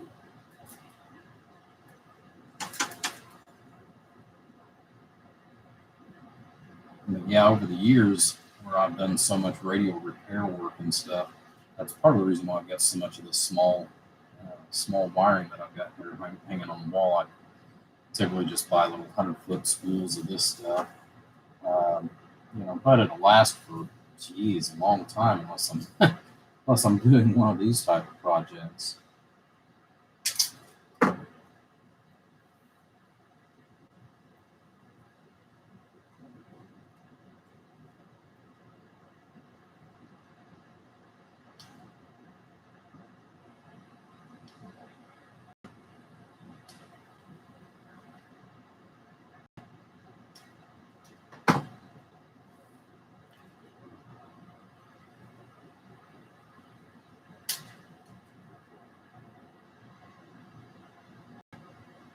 Yeah, I know what it's like to get out of the work clothes, man. That does feel good.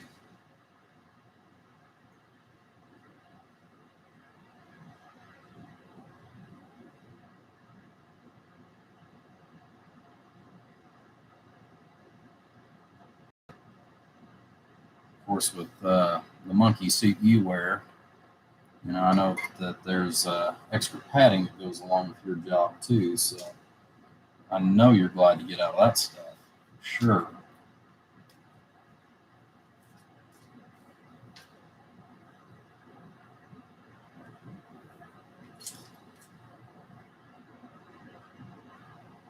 Now, later this fall, whenever I get caught up a little bit more here in the shop, it's a YouTube channel that I've had for about 12 years or so. I tried to actually change the name of it here many, many years ago to go towards the radio industry. Unfortunately, I had some issues trying to get it changed. That's the reason why I started the new YouTube channel that I've got right now. That's only about 6 years old. But anyhow, I've got another YouTube channel, and that's something else that I'll be kind of doing some cross promoting with.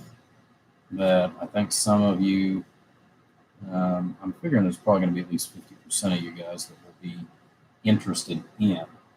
So, and I don't want to say a whole lot about it until I actually am able to start putting some videos up on it. Right now, I've already went ahead and I've made the name change to it, and went ahead and took down what few videos I had on there, took those completely out of there, and like I said, renamed it. I've got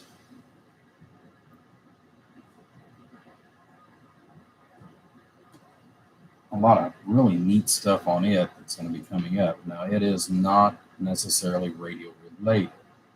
However, it is related to a lot of the guys that watch this channel here. It is related to a lot of things that go on in everybody's daily life. So I think that's going to be another one that once I get things going and I get 2 or 3 videos at least started on that, I'll go ahead and kind of roll out with that and share with you guys as far as with what's going on with it as well.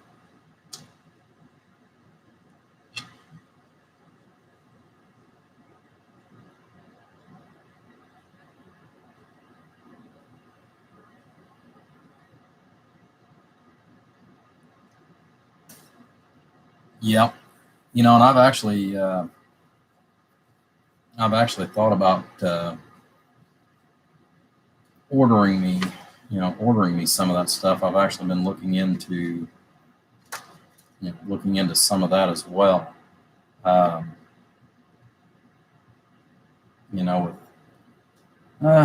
With everything that's been going on as far as in the media and what have you,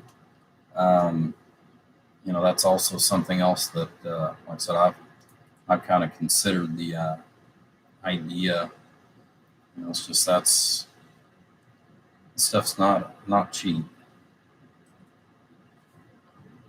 not cheap at all.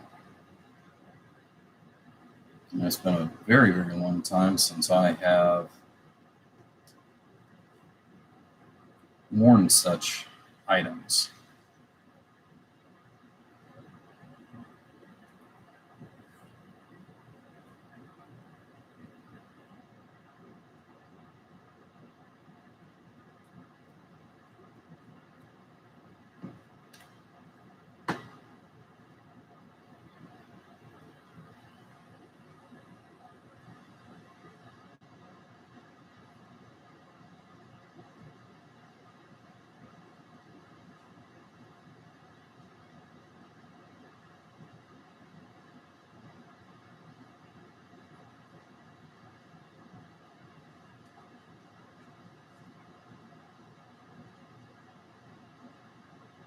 I think part of what has stopped me on some of that, though, is just trying to make the best informed decision on, what to purchase if I decide to go ahead and do that.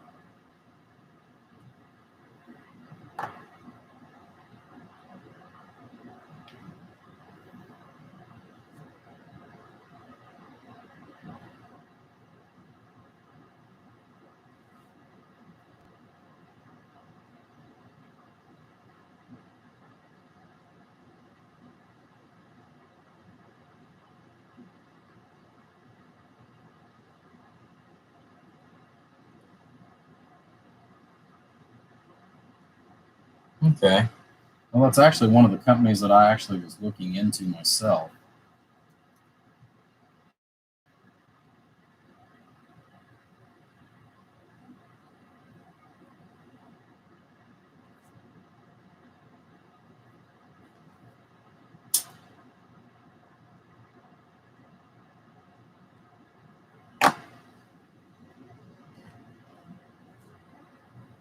So that makes me feel a little bit better as far as knowing somebody knows a little bit more. That's one of those where I need to find somebody that knows a little bit more or a lot more than what I do about it, but not somebody that's trying to just sell me something.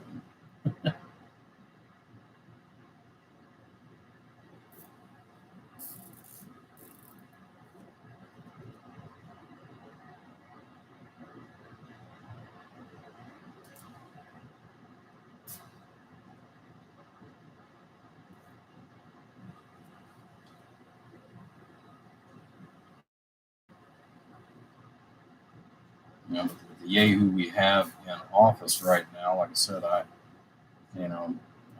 question a lot of things that's been going on.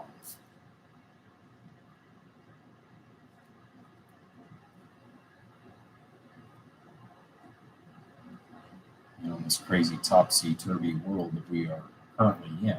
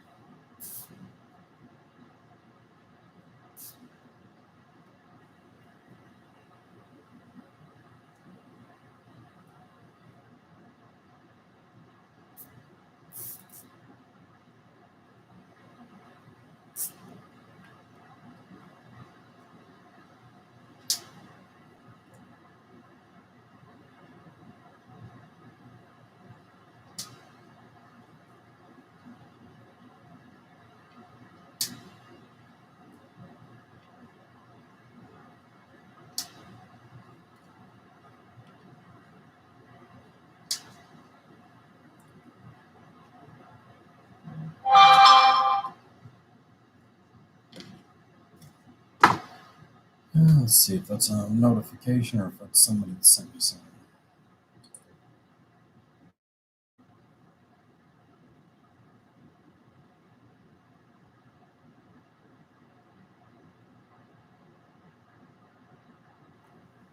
Okay.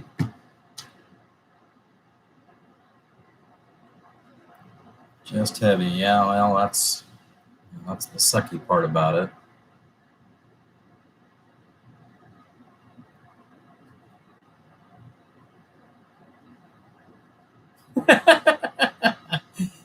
Yeah. I'd say you probably aren't going to have too many people mess with you there, Charles. That's for sure.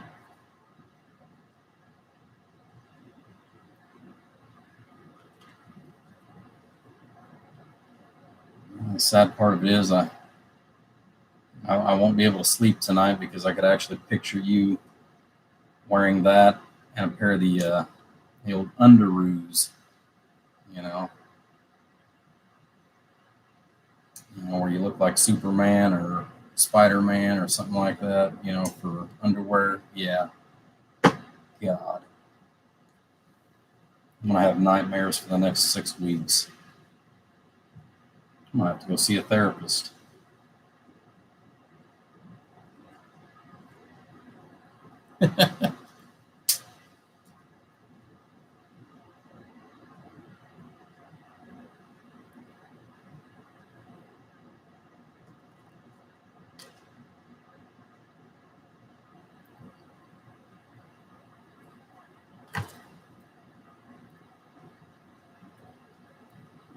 The sad part of it is, Gary, that's one of the things about your job too, is there ain't too many crazy things you probably haven't already seen, that have already scarred you for life too on the job. I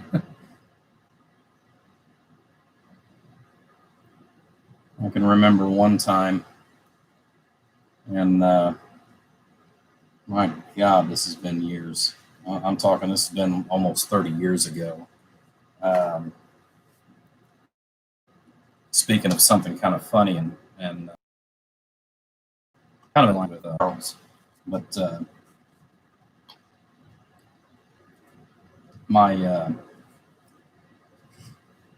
my first wife that I was married to,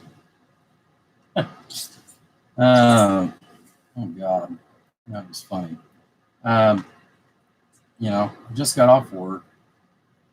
Working the late shift, and just so happened, got off work, seen my wife's car parked where it shouldn't be.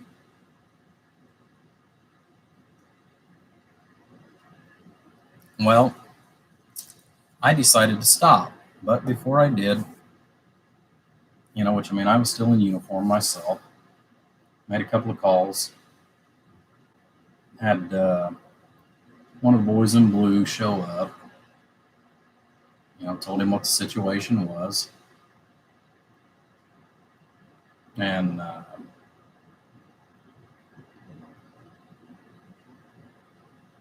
he decided to, go to the front door with me.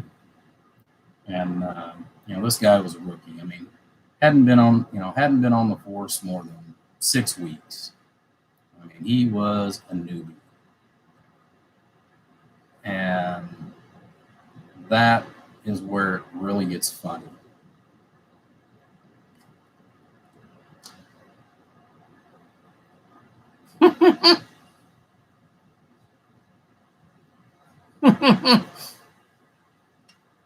Yeah, I could see that.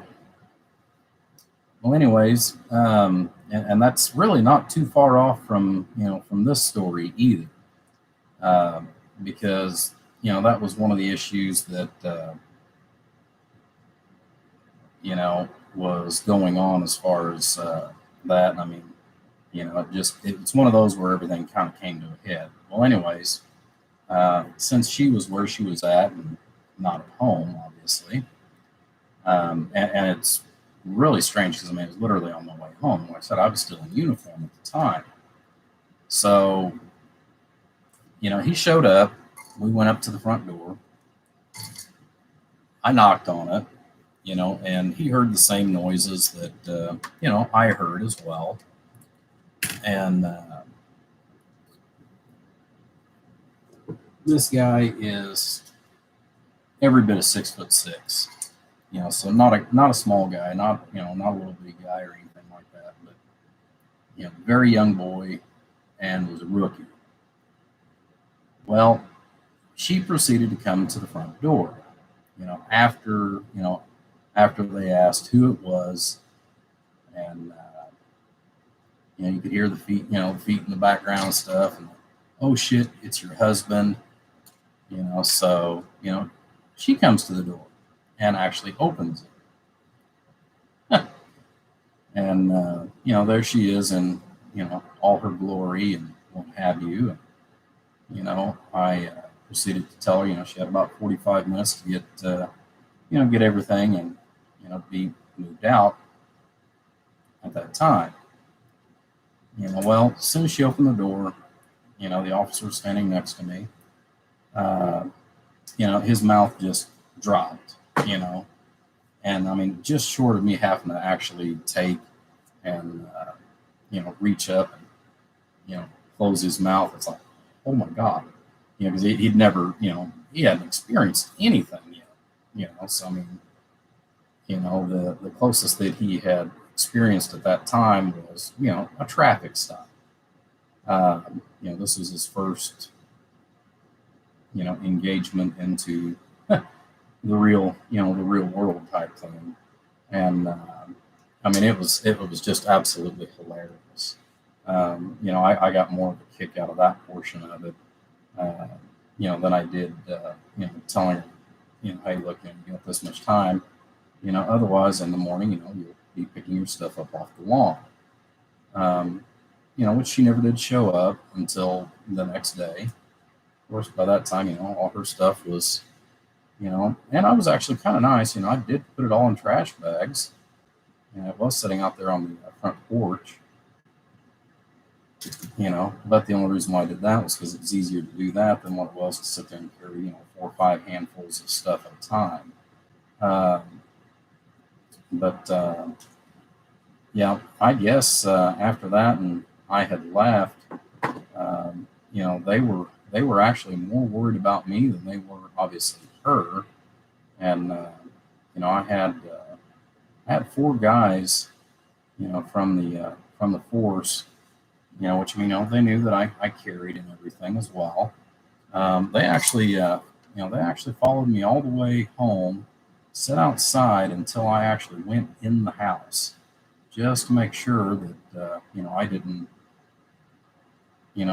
go psychotic and do what most men would. But yeah, that was quite interesting. Of course, that marriage was only about 3 months, but I was quite young, and yeah, boy, you'd think that I would have learned. But I got remarried again. Of course, it wasn't as bad as that, but man, oh man, you know the like I said, just the look on that guy's face was priceless. I mean, you know, I think he lasted before he finally resigned. I think he wound up realizing that wasn't the life he wanted, because he didn't stay on the force more than about a year and a half after that. You know, because a couple of the other guys that I knew on the force, they had taken him on some other really good ones, and like I said, it was just absolutely hilarious. As far as some of the different antics and what have you. Um, and then I wound up building some cars, and we had one guy that he was definitely a perfect fit for the one car that I actually was putting together. He actually even made sure, he made it a point, to tell the chief, I want that specific car. Just so happens, of all cars, he wanted car 54, which, if you're old enough to remember the olden days of that show, he fit, he literally fit the bill for that guy. Matter of fact, I think he's actually still on the force, and that's been, yeesh, 20, 20 some years. He's still on the force. Of course, I haven't talked to Greg in a long time, but man, some of the antics, I'm sure there again. I'm sure that you could tell, some hilarious stories as well. You know, um, if things would permit. But yeah, like I said, some of it, some of the things, especially with now with meth being more prevalent than ever. Uh, some of the antics that I've seen, and some of the officers that sadly have to get involved. It, it is. It's, let's get the popcorn out. We're going to have a good time watching the show. You know.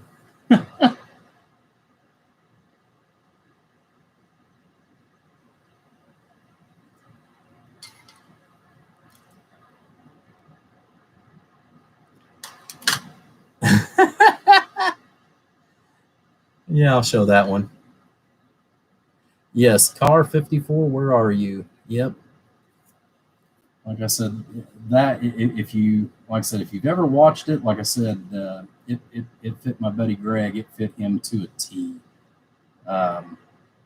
Because I soon moved over to, actually building the cars for the police force and stuff. And like I said, when that one come up as far as for the new build, he was all over me, wanting this done different, that done different.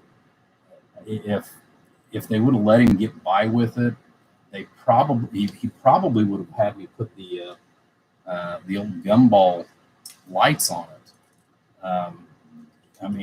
You'd have just had to have known Greg. Absolutely hilarious, great guy, hilarious to be around. And I'd say everybody's got one at their precinct or what have you. But just absolutely fun to be around. Always fun to be around. But he got knocked out of a couple of ideas that he wanted because Chief said, no, this is what we're going to do. This is how we're going to do it. You know, but yeah, good times. I remember those.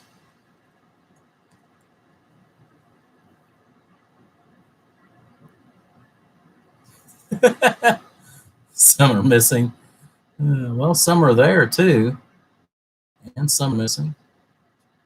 And some, well, they're kind of there. They'd make a great, they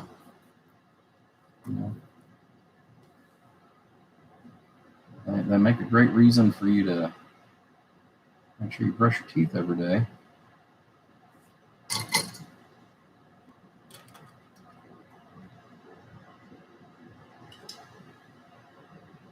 A little more solder.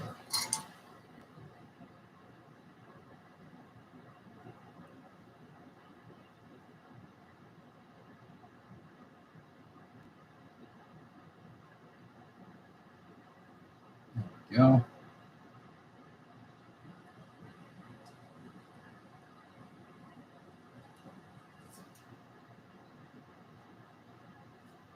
And that one might be a little more solder too.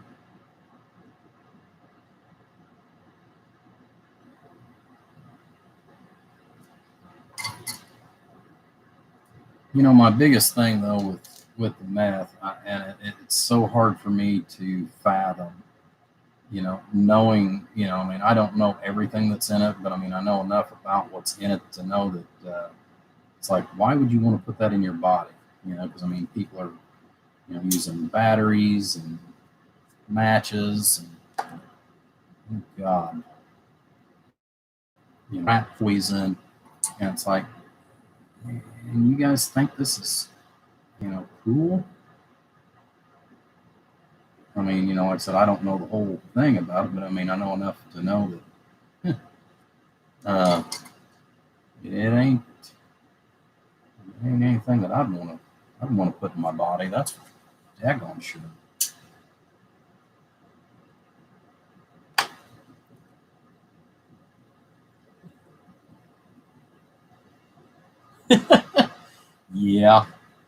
Yeah, to say the least on that, Charles. That's for sure, buddy. That is for sure.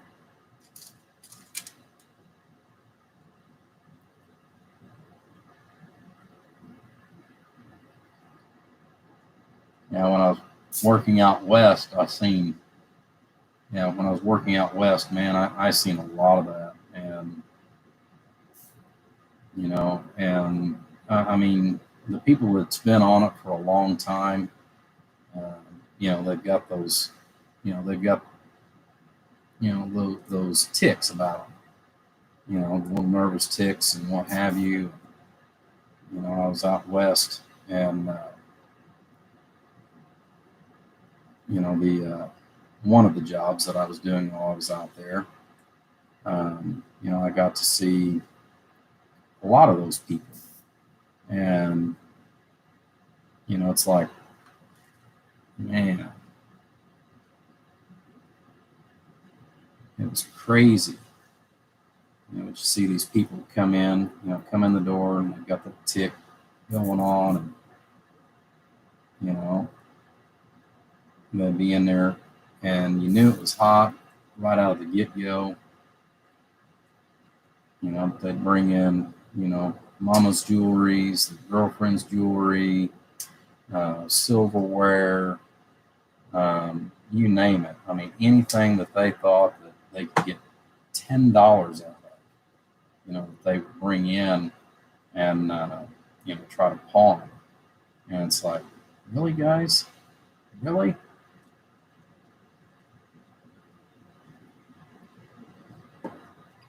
Jeez, man. Cables galore.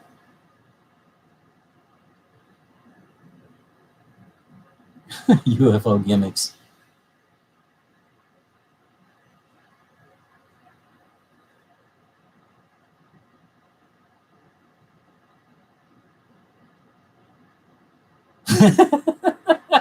Yeah, I hear you.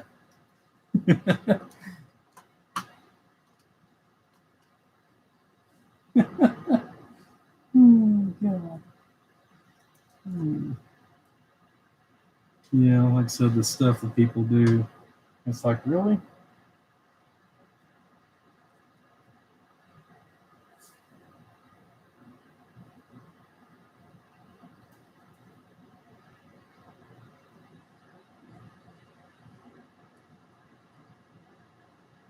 Okay, let's plug this one back in.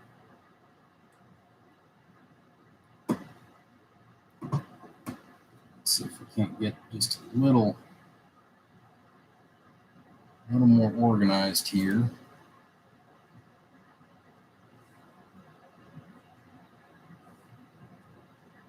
Jeez, these cables.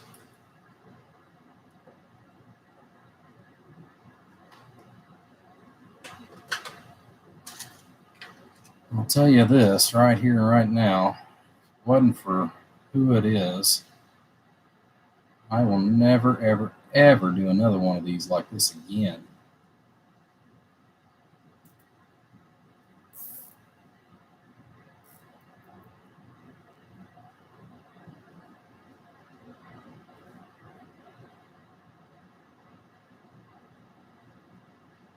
This is crazy.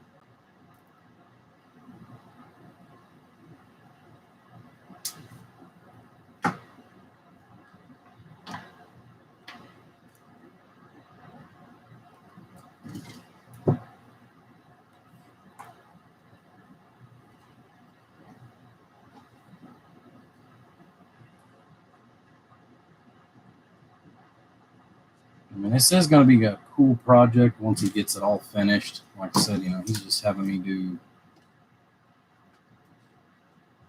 the wire work. Jeez Louise.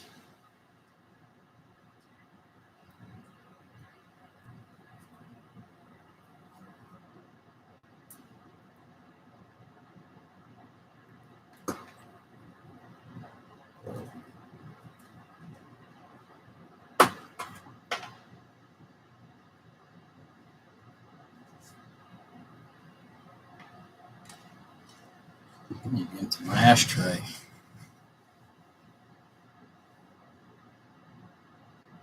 Yep, that's exactly what it is.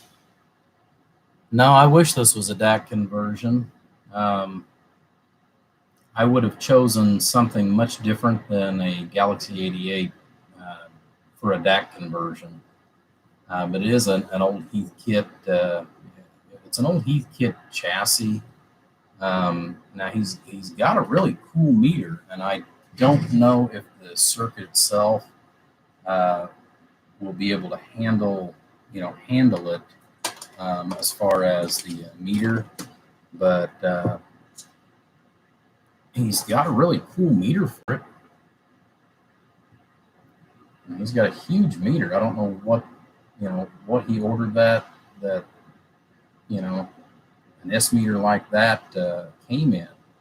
I've got everything marked. I know that he's going to go back and redo this. Like I said, I'm just doing all the preliminaries for it at the moment. He's got. I'm going to set this off to the side.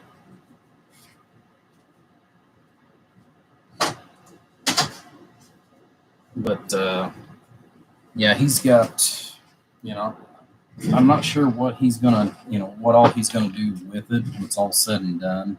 as far as, like I said, on the face, I'm going to get it labeled, and he's going to have more than enough room as far as with the wiring, where if he wants to change, the locations and what have you, because, he actually had a Galaxy 88 in that chassis to start with, and some way, somehow, and this is a story that I've heard many times, and I've even had it happen to myself, where you go to make that last adjustment to the screwdriver.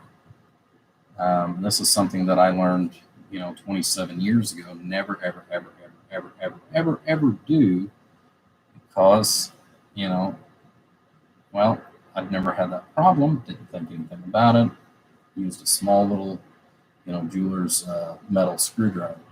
Well, it slipped, and it dropped down inside the radio and, burn it up. Again, like I said, I've had that issue myself. So it's just one of those things that happens, and that's what's actually got me into this project here. And he's not able to quite do the real fine detail work like this anymore. Brilliant guy. But I think a lot of it is just because of where it took him hours and hours and hours to do it. He just didn't have the heart to actually do it again. So, it's one of those where, here we are, and, we found another viable donor. So, everything's up and working, or at least it was before we started the project. And everything should still work and function as it should, once we finish, extending the wires and moving everything where it needs to be and getting everything, placed back into the, proper place inside the radio itself. But, like that's what's kind of started this whole circumstance here. So, I'm giving myself at least an extra 4 to 5 inches of playroom as far as on the wires, so that way, like I said, everything can be, manipulated however it needs to be. I wasn't going to try to, I tried to actually do a repair on the radio, spent about an hour and a half on it. Couldn't find what the, actual problem was. And, the deeper I dug into it, the more problems from some of the old, essentially the old glue that some of these radios had. Cobra was really bad about it. As far as some of the glue that they used actually had a corrosive tendency after, a period of time where it would actually eat away the parts. And I ran into that as far as with the other chassis that was in there. So essentially that's what we're doing, is we're taking a good chassis and revamping it for it, because I figured it was going to be more economical in the extended time frame to do it this way versus the other. So and probably more cost effective. So but like I said, we are slowly making progress on it. This switch, which is the actual channel switch, this one is the one that I am not looking forward to actually doing. A lot of it has to do with the fact that there's not much play to begin with, so I'll have to be really careful pulling this one apart and going back and soldering specific wires where they need to go. So that's where we're at.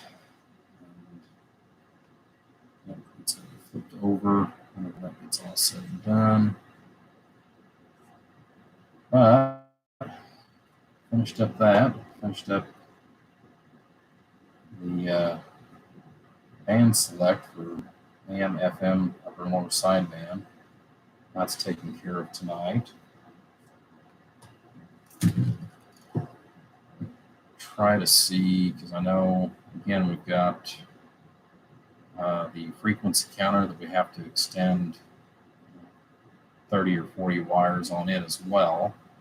I wished I could get these plugs with the specific connectors to put on those. If so, I would actually just go ahead and just make complete new wires and just rewire one piece at a time and put new connectors on it. Unfortunately, that stuff is almost an impossibility to actually get a hold of.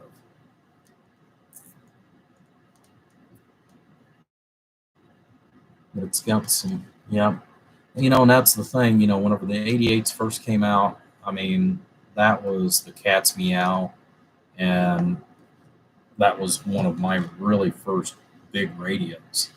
Loved the radio. Uh, and at that time, I was really heavy into sideband, but that is one of the small glitches. There's a few things you can do to help stabilize it, but I've never been able to fully stabilize either a Galaxy 88 or a 99. You can make it better, but you cannot ever stabilize it enough for my liking, anyways, for the actual sideband, because you're constantly having to re-clarify it from time to time during a QSO. Like I said, there are a few little things that you can do to make it better, but that was probably the most disheartening part about it. I still like the looks of the 88 actually better than the 99. The only difference that I would have liked to have had between the two, that whenever the 99 came out, was the large meter. I did like the idea of the large meter and the variable power, but I liked the symmetry of the buttons, versus the slide switches, and the 99 just to me looked way too busy for what it was. I really enjoyed the looks of the 88. It's just it had high low for the power, which is in most cases okay. And back then, I didn't change, amplifiers and this and that. Whatever I stuck with, I would set it and forget it as far as on low power. And then if I wasn't doing that, I had the high power set at like 5 or 6 watts for, just general everyday talking. So, it worked out pretty decent for the most part, as long as I stayed on AM. The sideband portion of it, that's where, like I said, it'd get, a little more, a little more complexity. So, all right. So I need to look at the chassis one more time. I think what I'm going to do is actually stop here tonight, since I've spent, 2.5 hours on this. I think I'm actually going to stop, take a break, and come back to this. I was actually hoping on getting a little bit further than what I did, but it's, like I said, it's a lot of wires. I've been trying to straighten up a portion of it to make it a little more friendly as far as when it's actually put in, and the layout of the wiring and stuff. So, I've been trying to change a portion of that. And then we've got, for all the switches and what have you, going up to the frequency counter. That's going to be a pretty good job. So we got our channel board here. We'll have to extend the wiring on that as well. That's the reason why everything's still apart. But like I said, we've made some progress. So I'll set this off and work on this here. Here in another couple of weeks, I'll get back to this, and I'm actually going to start in on one of the other projects. Since I've got 2 or 3 of them actually completed up to this point. That I went back and finished up today. Like I said, I'll hold off for this until my next actual weekend off, and then come back and I'll spend another couple of hours on it, and hopefully get a little bit further. Hopefully it won't be too much longer, and I'll have this finished up for him. Like I said, definitely taking a lot more time I really and truly had figured on. So, but anyways, guys, it's been great. I'm gonna go ahead and stop for the evening here. I'm actually going to work on a couple of things as far as projects for going into 2 weeks from now when I'll be back here in the shop full time for the next couple of days. But off and on through the week, this week and next, I'm going to actually start in on one of, and I got to look and see who's next between one of two projects, and actually get something started with that. So, anyways, guys, it's been great having you out here with me, and I appreciate it. But like I said, we're going to take a break from it, come back, and look at it with a fresh mind on the rest of what's going on. Plus, I got to go back upstairs in storage and get some more heat shrink. So, all right, guys, thanks again for being in here and hanging out with me. We'll catch you on the next live feed.